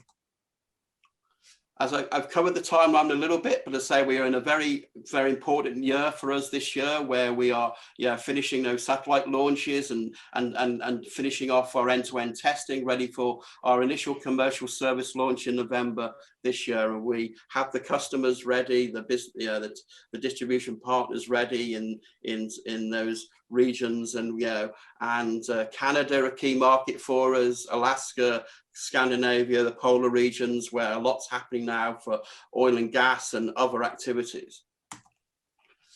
And launching at the time of COVID, this is my last slide. We did a launch in December. If you read, you could almost do a movie on the logistics involved in getting the satellites from Florida to the east of Siberia, the rockets from via train to Siberia from other parts of Russia where they're manufactured, and the people to support the launch. And it was we did it. We pulled it off. The satellites are all in their orbit raising now, and we're going to do the same at the end of this month. The team have already been through quarantine. The satellites are at the launch site. If you look at our website or our feeds on on LinkedIn, etc., you'll see we're going to do that again, and we're going to do that every month this year, pretty much, to the end of the year and then into next year. So we've got it down to a very much repeatable exercise, and I look forward. I welcome you to all to watch the launch on the 25th of March, and that's just. What we're all going to be looking forward to, a rocket going up very nicely, the Soyuz rocket. Thank you very much. Thank you, David. So we've got a first question from Mr. Anonymous. Okay. Probably works for one of our for SpaceX. yeah. SpaceX again. Can you disclose of the 110 satellites are all operational? Yes, they are all operational. I mean, they're not all into their final orbits. I mean, when I was showing the video earlier, we have satellites in three different orbital planes. We had the first 6 satellites that we called was like the prototypes we launched originally are in their own unique plane. And then we have the other satellites in the 2 other planes, or the last 36 satellites on the way to those planes, because we use electronic orbit propulsion for orbit raising. So the satellites take a while from the launch, initial launch, to get into that final orbital plane. And so 36 of those 110 satellites are on the way there. But I know that every day, because my team are doing it, we're using at least 60 satellites for end-to-end testing. Another question from David Garud. What is the air interface? I mean, the air interface is a modification of what is the LTE air interface. If you look at, we're using Qualcomm chips in the user terminal, which are the same chips that go into a mobile phone. They're used with different software to deal with the satellite environment with its different dynamic elements. And so we use an STTNA access scheme on the return link, on the forward link, and on the return link we use an ST FDMA, but it's based on the LTE air interface, and we did that just because the whole network, in terms of the components of it, right from the core network to the user terminal, and the classes of traffic and the encryption fit right into that telco infrastructure in a very nice manner, because that's where we started, and we get advantages of the cost of those Qualcomm chips and other advantages in the management tools of the system for it to be scalable, just like rolling out a terrestrial network using terrestrial infrastructure. Okay, I think we'll close your session here so that we can stay reasonably on time, and we'll pass to the panel discussion. Hold on a minute, Hector, can I come in here, please? Yes.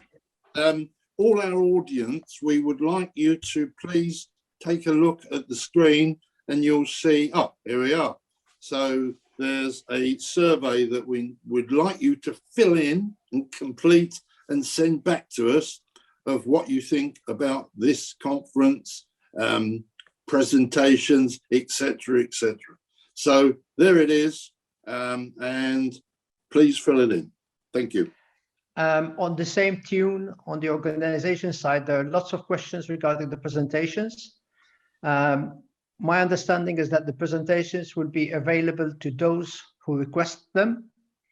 And it is the presentations that we can send you that will be dispatched.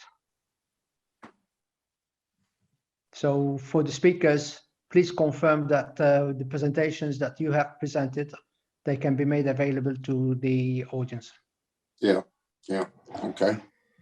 Okay, so with that note, I think we can go to the panel. So the first question is a general question, so I invite everybody to participate. How many constellations do you think can coexist?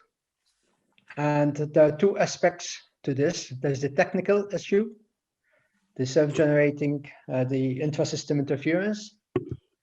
And there's also the commercial aspect. Is the cake big enough for everybody? Who wants to start first? I'm happy to go first, Hector. So, so listen, I think the answer to is the cake big enough for everyone question. I mean, I covered that off on my first slide. So just the telco business alone and cloud business is going to be worth around about $5.8 trillion by 2025. And we have, you know, the satellite, and I'm talking about I'm talking about all of us on the panel and all the other satellite operators out there, only has around about 1% of share of wallet of that number today. So I think there's a huge opportunity for our business, especially as we become you know, much closer aligned with telco standards. And we've heard that from a number of the presenters on the panel today, that their, you know, respective systems, including our mPOWER system, is going to be a lot more compatible than the old sort of traditional GEO satellite. So I think very much so. It's going to be enough business out there for all of us to be happy. Anybody else wants to add anything? Yeah, I think, as I said earlier, I think we also have to look at which parts of the market we're focusing on. And Hector, your initial presentation really did some good comparisons there between GEO, MEO, and LEO. They have advantages and disadvantages, and I think we're not all targeting the same part of the network. It's always nice to hear what Iridium has to say, and they're very much targeting different parts of different use cases across the spectrum of enterprise and telco services. So I think I don't think we knock into each other that often, because there's a broad market there, and I think we can very much, and it's a growing market, and we can all play in that market. Yeah, I think just to add, from the commercial side, I think you're exactly right. There's different business models, broadband, IoT, Earth imaging, etc. So I think as long as there's not too many trying to share the same market, then we're okay. But maybe as a throwaway, it's two per market, two per model. So to try and be a bit provocative, Simon said that at the moment satellites are only tapping 1%. And that is a known figure that's been around for quite a long time. Yeah. What has changed now? Why all of a sudden it's going to be so much competitive that we're going to be 20%? I can take a stab at that. I support Simon there, coming from the telco world. I think if we flip it around, and David did an excellent job of showing how we need to solve from a customer's perspective. It's not so much about the cool technology that we can collectively launch. One is if the use of the satellite network doesn't involve any complexity, additional hardware, additional terminals. You need accelerators because you have high latency. Once you simplify, become as a Lego model that David mentioned, then people will adapt it more. I think that's very important. Second, I think the economics are getting better. All of us are trying our best to stretch that horizon even better, both economics of the capacity, but also economics of the terminals. A number of people have mentioned smaller terminals, lower cost terminals. So that again improves the business case for customers to use us. So I think at least those two factors will make it easier and make it more economical, will drive us more. Just another comment for me on that. I think it's economics across everywhere. It's how we're building satellites. I mean, there's just a major improvements in how satellites can be made in short term and very, the time scale to build a satellite. I mean, the OneWeb satellite factory building 2 satellites a day. It was unheard of 10 years ago. I mean, Iridium did some clever stuff there with their first satellite builders, as we know, not using even non-space qualified components in some cases, and the satellite still lasted 20 years. So there's been a lot of change there on the manufacturing of satellites, and so we could evolve quicker and meet the needs of the market. But it's also the use of RF components and piggybacking on other uses in the same frequency bands. Just the cost of RF amplified devices has come way down because there's a broader market for them and there's more mass production. I think the other point is that 1% of a growing market is still a very attractive proposition to a number of operators. And whatever we do, it's still got to be competitive with the mobile operator end user prices. It's not quite a race to the bottom, but there is certainly a downward trend on prices generally. But I think we've got a good future as a complement to other means of connecting A to B. Okay, so I think everybody had a say. I think we can pass to the next question, which is on the terminal side.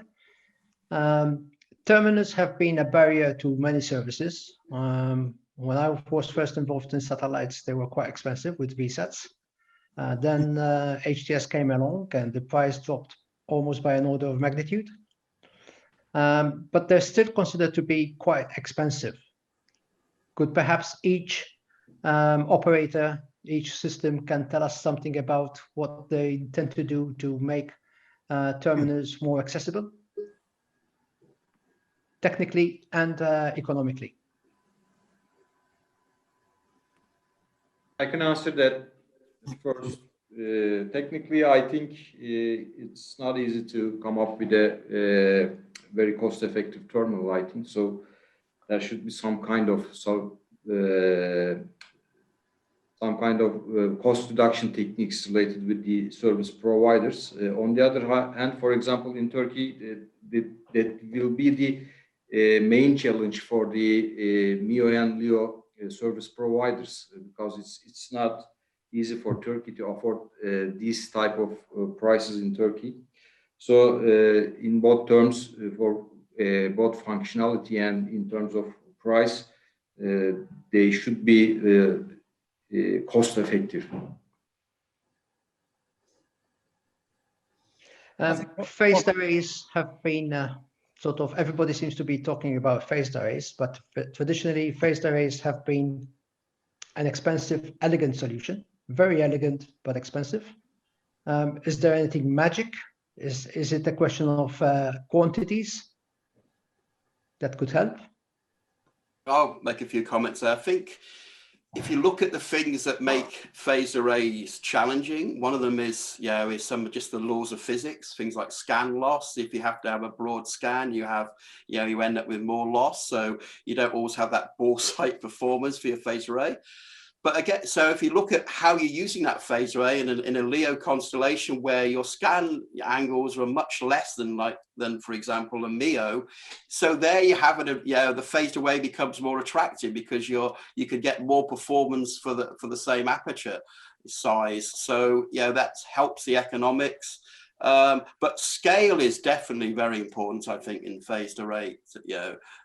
It's you're looking at the devices that make up that phased array and how you can scale it, and then it's looking at clever manufacturing techniques and adoption of other technology into that manufacturing environment, so that you can again bring the costs down and have it things like 3D printing and various different things that are in material science that are improving you know, whether it's for, you know, phase arrays with lenses or with other, you know, or even the radome cover, how you make those at an affordable price. So I think there's a lot that's happening there, which all adds up to a more affordable, you know, design.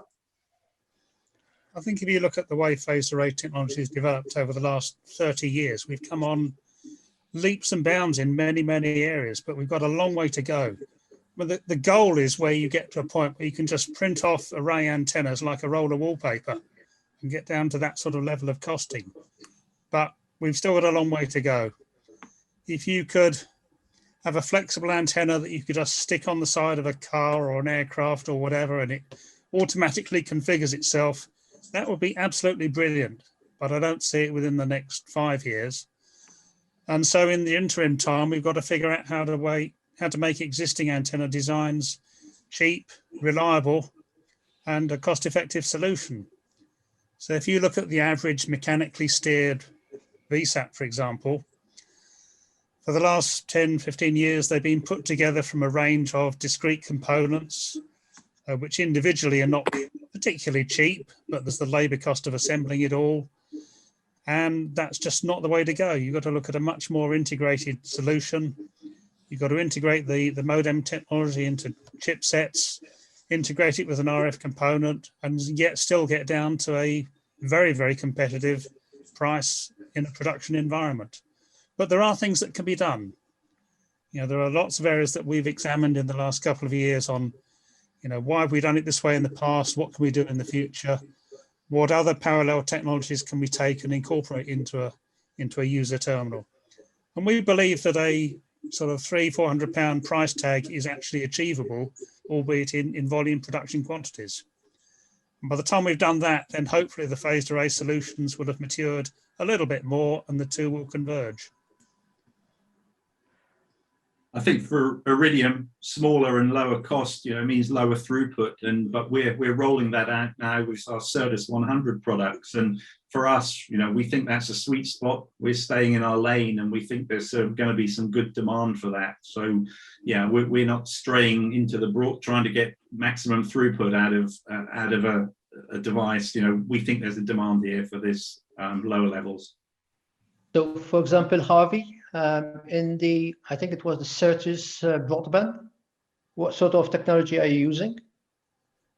For the antennas on the broadband of phased array. Okay. I can just complement, I think, what Mike said. Given our enterprise market focus, we further look at from a specific market perspective, and we're taking the approach that Mike mentioned about catalyzing the ecosystem through integrated terminals. So aviation market, I think there is ThinCom, which is a very good solution today, and we are working with partners to create electronically steered antennas there as well. On the maritime market, we see the current dual parabolic antenna-based terminals as a good path. And even from a cost perspective, a full integrated terminal being as much or cheaper than a single VSAT today. So we're working with partners to get there as well. On the terrestrial side, over and above dual parabolic systems, I think most of the discussion here relates to, from a terrestrial market, how do you get it down?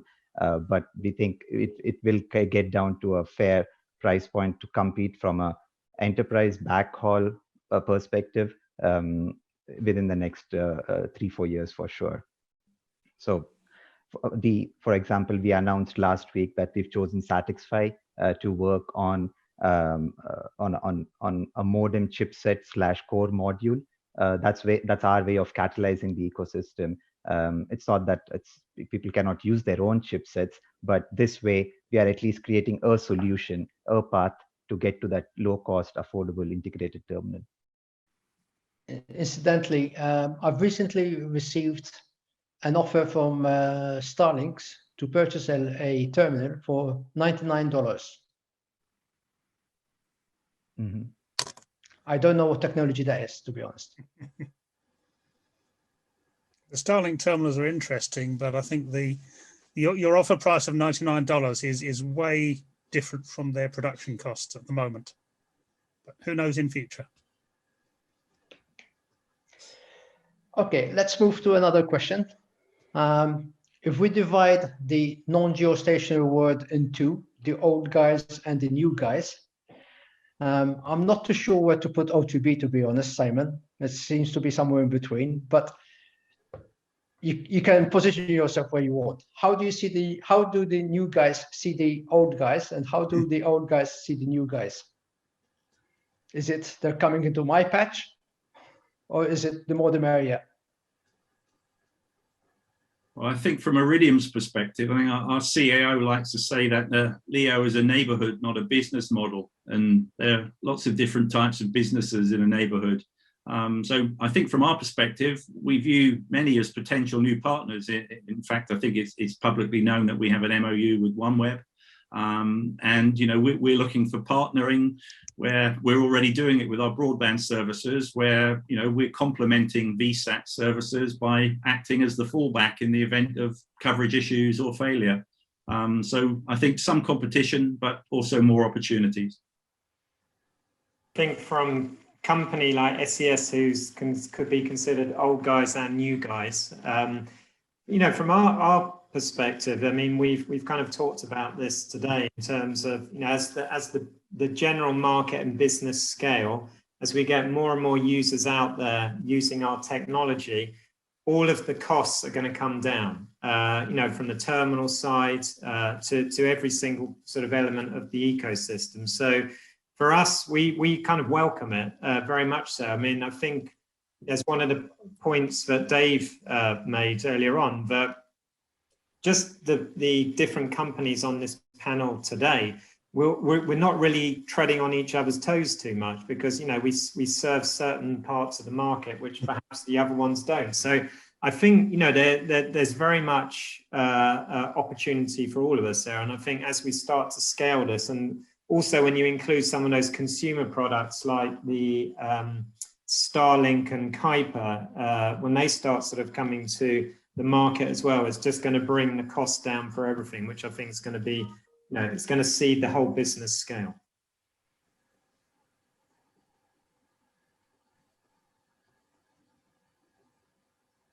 I could have a personal opinion on it. I could say I used to work for one of the old guys. Now I'm working for one of the new guys, but I won't.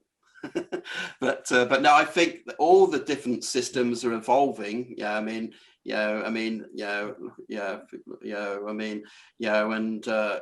although OneWeb is busy, getting ready to start our commercial service of our Gen 1, we're already working on Gen 2 and Gen 3. I mean, there's always the future, and looking at and you use your current system to often test the future, and we're even doing tests on the current system, which will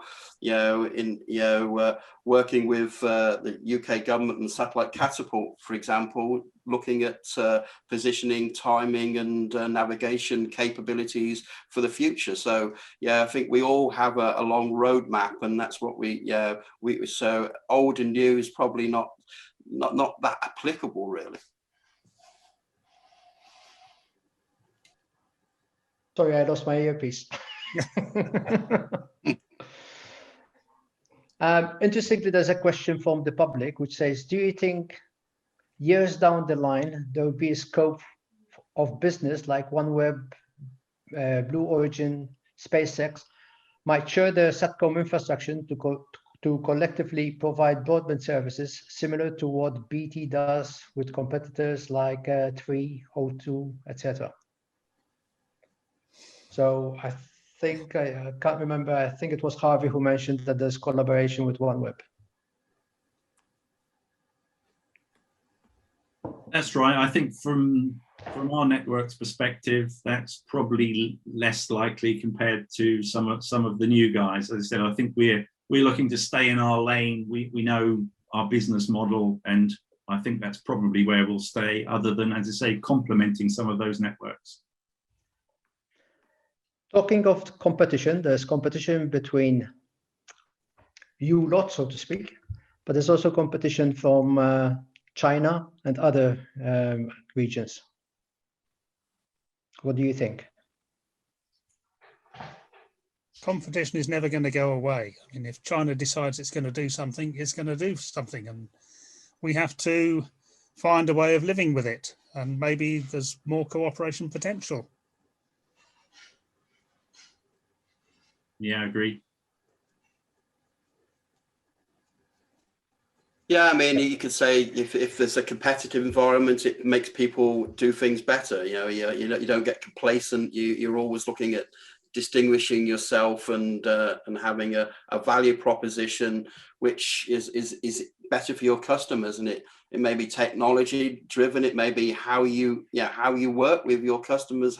Are you a good and it's those partnerships you build as well as just the technology. So I think in a competitive environment, you have to be nimble, you have to be agile, and you have to move to the future. I think anybody who fears competition shouldn't be in this game, really. And that applies across industry as a whole. I like that. Yeah, you're right. That's good. That's good. I think it's the right attitude. Another question.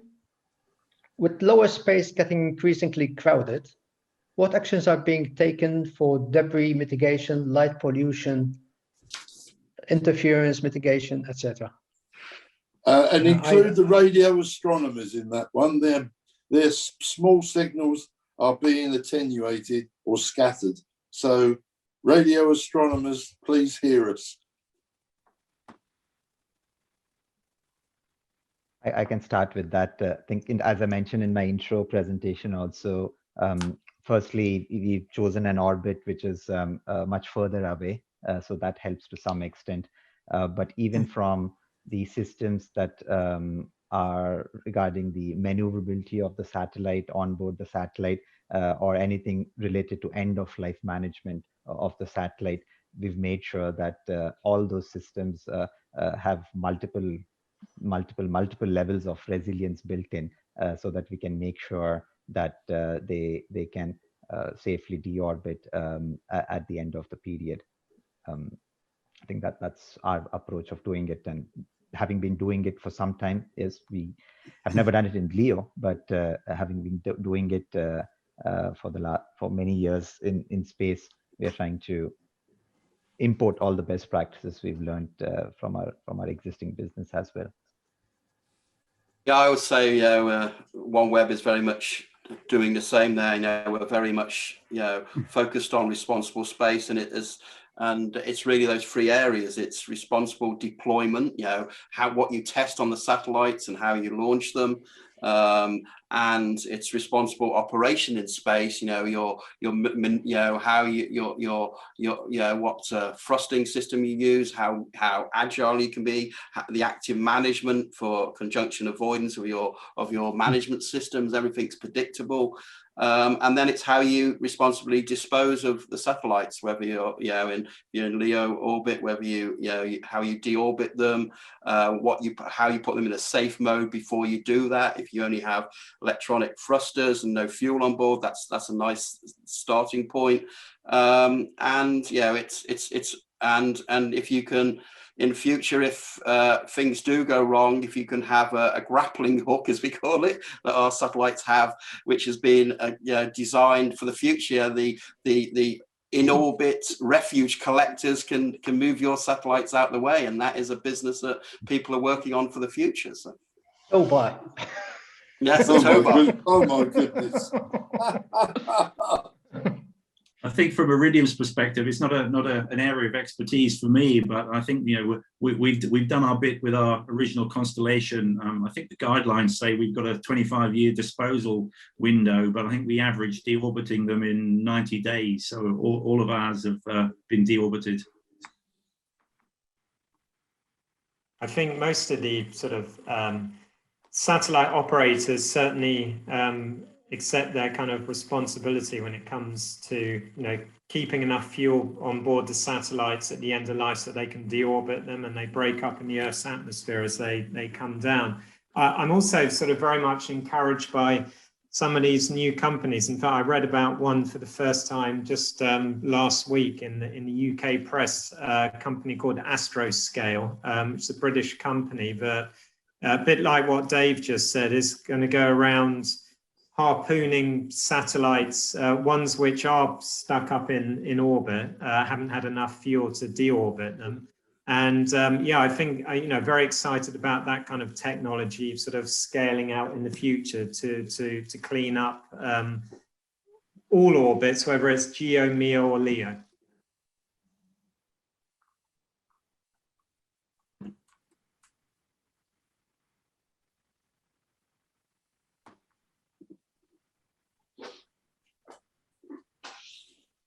Okay.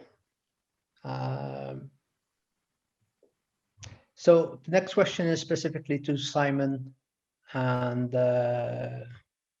Manik, because you're in a privileged position that you have your foot in both camps. Simon with SES is both a GEO and a MEO operator, and Manik would be in a similar situation with GEO and LEO. How do you see the market share, or rather the split of revenues between the two systems in, say, 5-10 years when both markets are mature? Maybe I can sort of take a stab at that one first. So, from an SES perspective today, we still have a higher proportion of our overall revenue is attached to our video business. This, is a market which isn't growing. Luckily, it's not shrinking too fast either. But for us in particular, it's definitely the SES network side of the business, which is growing faster with sort of double-digit growth over the last few years. And it's forecast to sort of take over the video side in terms of revenues sometime in the next 3 years. So we're very much sort of gearing for the future, and most of the investments that we're making now are in the network side of the business, and very much also investing in the NGSO constellation as well, in mPOWER, because we very much see that as being kind of the future in terms of our data networks that we're providing our customers. So yeah, that's, and actually the mPOWER constellation is very similar to the O3B. So we can scale it as and when we get the demand. So the O3B constellation started with 6 satellites, now it's up to 20. The initial constellation on O3B is going to be 11, and again, we can kind of scale that out as and when we see demand. So that's very much the future for our business. So from Telesat's side, it goes back to what is the use case. So from a broadcast perspective, definitely that will remain on GEO satellites. We don't intend to serve that with Lightspeed, our LEO network. But from enterprise and data services or two-way services, eventually it'll all be on LEO, on Lightspeed. We are not integrating our GEO satellites with our LEO satellites for data services. I don't have an exact window of how it'll transition to that. It's going to take 5 years or more? I don't know. But if we goes back to all the key capabilities that the market is demanding, low latency, high capacity, the full global service, and we truly believe that it can only be served via LEO network. So eventually it will be all data services will be on LEO.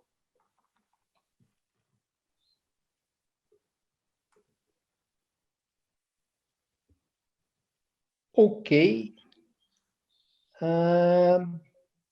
So the next question is about regulatory and regional landing rights and things like this. With a global system, you need to ensure that you can operate globally if you want to have revenues from all possible areas. It's not a small challenge. Could you tell us a bit how you're addressing it? Yeah, I can start. Again, I think this is where old space trumps new space, I suppose. We like SES or other existing players, we've been doing this for a lot of time. We've been operating and getting landing rights, market access, and so forth, pretty much all over the world today. Yes, the playbook will be different for NGSOs. Different rules will apply, but more or less the way about going about it is kind of still in a highly regulated, process-driven manner. So we've going about it in a fairly correct way. There's already, for example, Europe has made sure that NGSO standards for KA band, we're interested in KA band, they've made it free circulation of terminals, blanket licensing. So that's a good path, a good way. They're setting that process ahead, and we are working through the process in all the other countries, as you would expect any business plan to do. Start with your key markets and then go towards the smaller markets. Yeah, talking about OneWeb, very, very similar. I mean, we're not old space, but we hired people from old space to do the same work. So we have a very capable, team who's been working on market access, but we're also, as I said earlier, we're not doing stuff ourselves. We have local partners in these countries. We're not going to be an internet service provider in a country. That's our customer doing that, the distribution partner, and they already have their their licenses in place, and we just help them with the elements that are new for them. So I think, and as an industry, I think we've done a lot of good work there in terms of terminal certification and blanket licensing, which either in KU band or KA band, which has made it a lot easier for everybody. And it's, so I think it's all about, your partnerships and some of the operators, who aren't on this panel, who think they can just bypass everything and do it all themselves. I think you're going to have a bit of a wake-up call soon. I think David is absolutely right there. The partnerships are absolutely key to a success on any of these things. Where we've got agreements in place, it's always been done via the local partnerships with operators and with the regulators. There is no other way around it if you want success. And I think one of the other important things is that we all have to team up together and act as one big common voice, especially when they have the ITU meetings every 3 or 4 years in Geneva. I mean, one thing that I've seen over the last few years, and I can see happening more in the future, is the spectrum grab from the terrestrial players. Already seen it quite a lot on C-band. I know that isn't really relevant to the discussion today, but I only heard this week, actually, there's quite a few countries now in Asia that are going to be using KA frequencies for 5G. Singapore being one of them, and I think there's a few others as well. So that's something that we all also need to be mindful of, and it's important that we all sort of get together and with a common voice to try to avoid too much of this spectrum being taken away from us. Yes, Okay. they're also threatening the KU band as well. Yeah, Future mobile. that's right. And especially the upper frequencies, where today they're not used, but they're being asked for 5G, like QV and W, etc., etc. My last question would be, well, with all these non-geostationary systems, for me, the soft spot is mobility. And mobility, the two big businesses that I can see is IFC, aeronautical, and maritime. How big a chunk do you think that these systems will be grabbing? What would be the percentage of the revenues of each one of you that you would expect to be from these two areas for mobility? Given the number of cruise liners parked up around the world at the moment, that would be an interesting one. I think it depends on the geographical area. I mean, I think, if you look at, the people who are offering a full global coverage, it's to have a successful business model, you have to have different, focus on all those markets, I think, and they will, and they will have different demands in different coverage areas, and in some cases, at different times of the year or day. I mean, the cruise business is a seasonal business, and so you have to look at what you do, when they're in the off season. So I think there's some interesting business models there. Again, it's all about partnerships, at how you sell those services into those markets, so that that you maximize the use of your resources in a good way. Just to make a comment from my side from SES side. So actually, it was pointed out by Mike earlier that O3B was originally designed from Greg Weiler back in the day, when he came up with the concept of the company to serve the other 3 billion. But it's evolved quite a bit from then. And I think, that's one of the great things about satellite technology, whereas a lot of technology on the ground is kind of made redundant after 3 or 4 years. In the satellite, you can kind of evolve, it's evolved very much in terms of the use for those satellite systems. And for us, in particular, one of our most successful verticals to date on O3B, and I'm sure it will continue to be with mPOWER in the future, has been the cruise business, because O3B really is a kind of a unique opportunity for those cruise lines to offer, in some cases, up to 1.5 gigabits per cruise ship with low latency services. So I think mobility is very much an important part of what we're doing today, and it will continue to be more important when mPOWER comes along, where we can use mPOWER into planes and ISR missions and smaller scale boats like super yachts and even commercial tankers as well. And I think from Iridium perspective, obviously our business model is based on mobility. We started with portable handhelds, and we're moving towards portable data devices. So it's a huge proportion of our business in the past and still moving forward.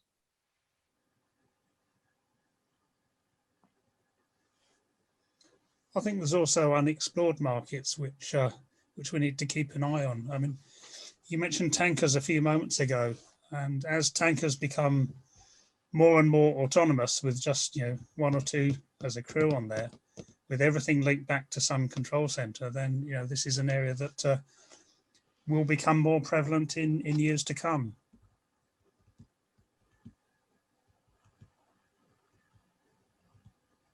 So I think, Barry, we could probably close there. I'd like to thank all the panel members for your presentations and your interactivity.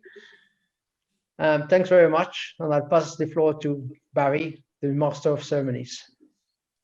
Okay, thank you very much then, Hector. You've all done very well. So we conclude a very good, exciting second session. This 5-year Satcom vision concerning LEO MEO satellite aspects. Firstly, to our audience, trust you have enjoyed your time here. The time spent is beneficial and you've learned something more about our business. Next, thanks to our hardworking presenters and moderator, Hakan at Profen, Hector in Paris, Harvey at Iridium, Manik in Telesat, Simon at O3B mPOWER, Mike at Methera, and David at OneWeb. And our moderator, Hector Fennick, for all of their valued and excellent presentations. They've been clear and concise, and that's what I like. Next, my thanks goes to the organisation. That's Profen Group for initiation and support of this Satcom Vision Conference. And to Daphne, Lael and Sadettin back at the ranch in Ankara. So the highlights. In summary, I think there are many, indicating that there is long life, like a Guinness beer, in Arthur C. Clarke's original 1945 publication, which postulated the geostationary arc. That moment of Satcom was born. This was an epoch for the dawn of a modern world. But along with this came potential LEO and MEO missions, our subject today. Overall, one reports GEO is healthy and remains increasingly so. Also, overall, LEO and MEO, some as functioning constellations, are sustainable, becoming more competitive, and thanks to application of modern technical implementations and understandings. System and network investment is high, attracted by internet broadband and 4 and 5G applications. What we have shown you is a LEO-MEO future roadmap from 5 global major space segment providers, most offering global coverage. All have impressive pieces of engineering ready to serve the telecom market. Indeed, in future, all networks are predicted to become more efficient, more competitive, satisfying an increasing demand to supply new capacity. Of course, my overall school report here is positive.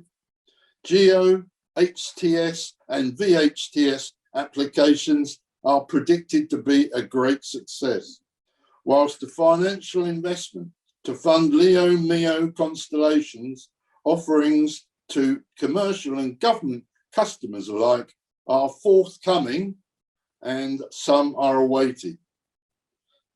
FinTech and Big Tech provides massive growth, says Jamie Diamond, and maybe a lot of people know him. He's the CEO of JP Morgan and he appears on Bloomberg TV quite often. No doubt 5G will drive demand. We shall experience increased broadband speeds.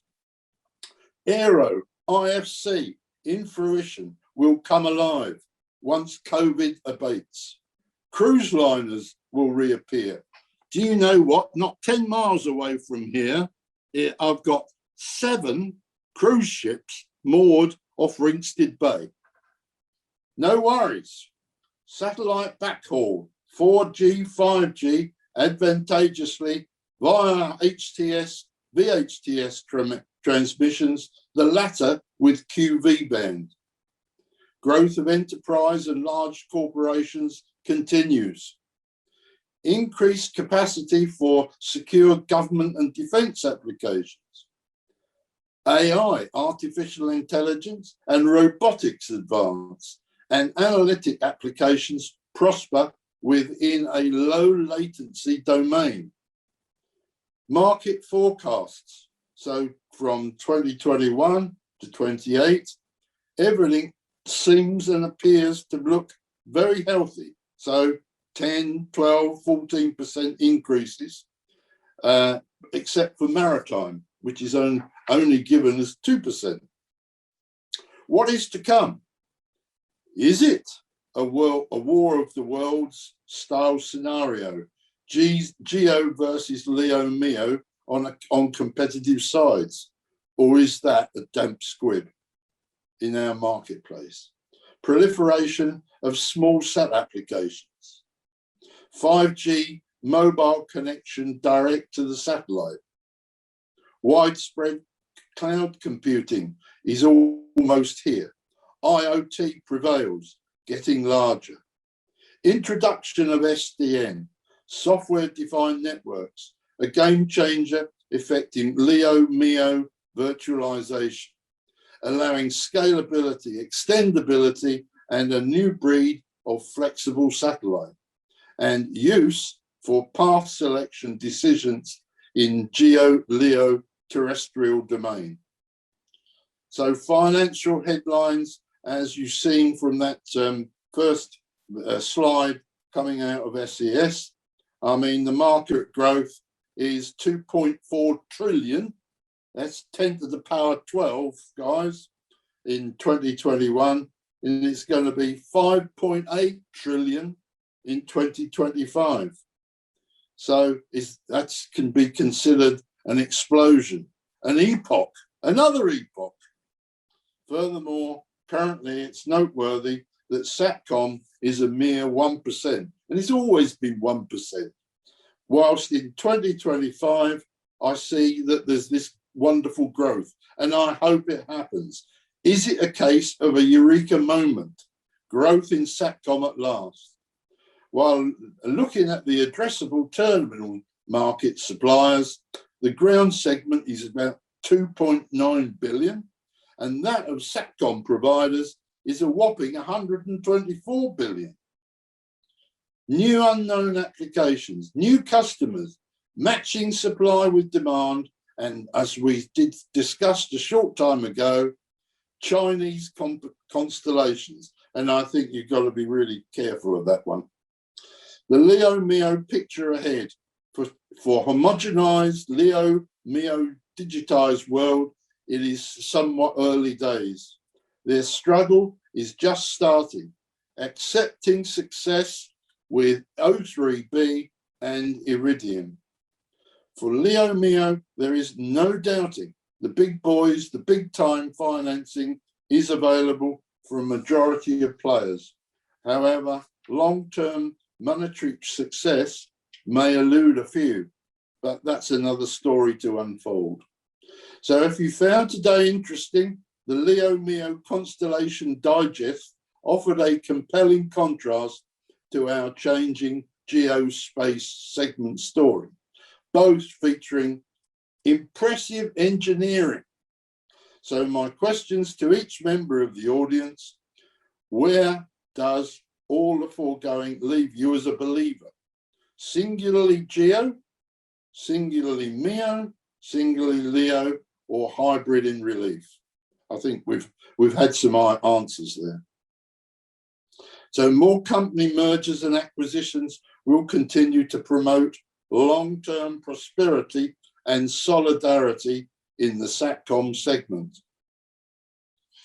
And for predicted downstream Satcom epoch happening, in essence, it is well characterized by the Victorian author Charles Dickens. So I've borrowed word from him entitled "It's Great Expectations" to summarize on behalf of the LEO-MEO camp. Too early to say perhaps, so stay tuned on that. So my final takeaway, and this is where I'm going to start wrapping up. Finally, our future is not cancelled because of COVID. Our innovative life with Satcom continues regardless. It did not get us all this time. So remain positive, we live on. So other items now, and this is a bit of an advertisement here. Hector has a new book, and it's not quite published yet. When is it going to be published, Hector? So anyway, high throughput. End of this month in the US. Yeah. And end of next month, April, in the rest of the world, internationally. Okay, now this book may well be of great interest to some of the audience. So please make contact directly with Hector. His email address is given at the end, excuse me, of his presentation. So my final word, we, Profen and I, are preparing additional virtual Satcom conferences concentrating upon supporting the latest GEO-MEO LEO ground segment technological advances. We have a nominal dates of October the 21st, November the 25th, where one can learn more about VSAT and user terminals, and IoT, ML, cloud applications, respectively. So final message from Barry now to all CEOs, marketing people, BD, sales groups who may be interested about business in the country of Turkey. It possesses 80 million population of mainly younger average age group than most countries and has a growing high-tech economy. So I suggest it is a worthy market to court and support. So guys, everywhere, wherever you may be, till next time, and thank you for tuning in here. We hope you enjoyed it, and it's been valuable time spent. Thanks very much, Barry. Thank you. Thank you. Bye. Thank you.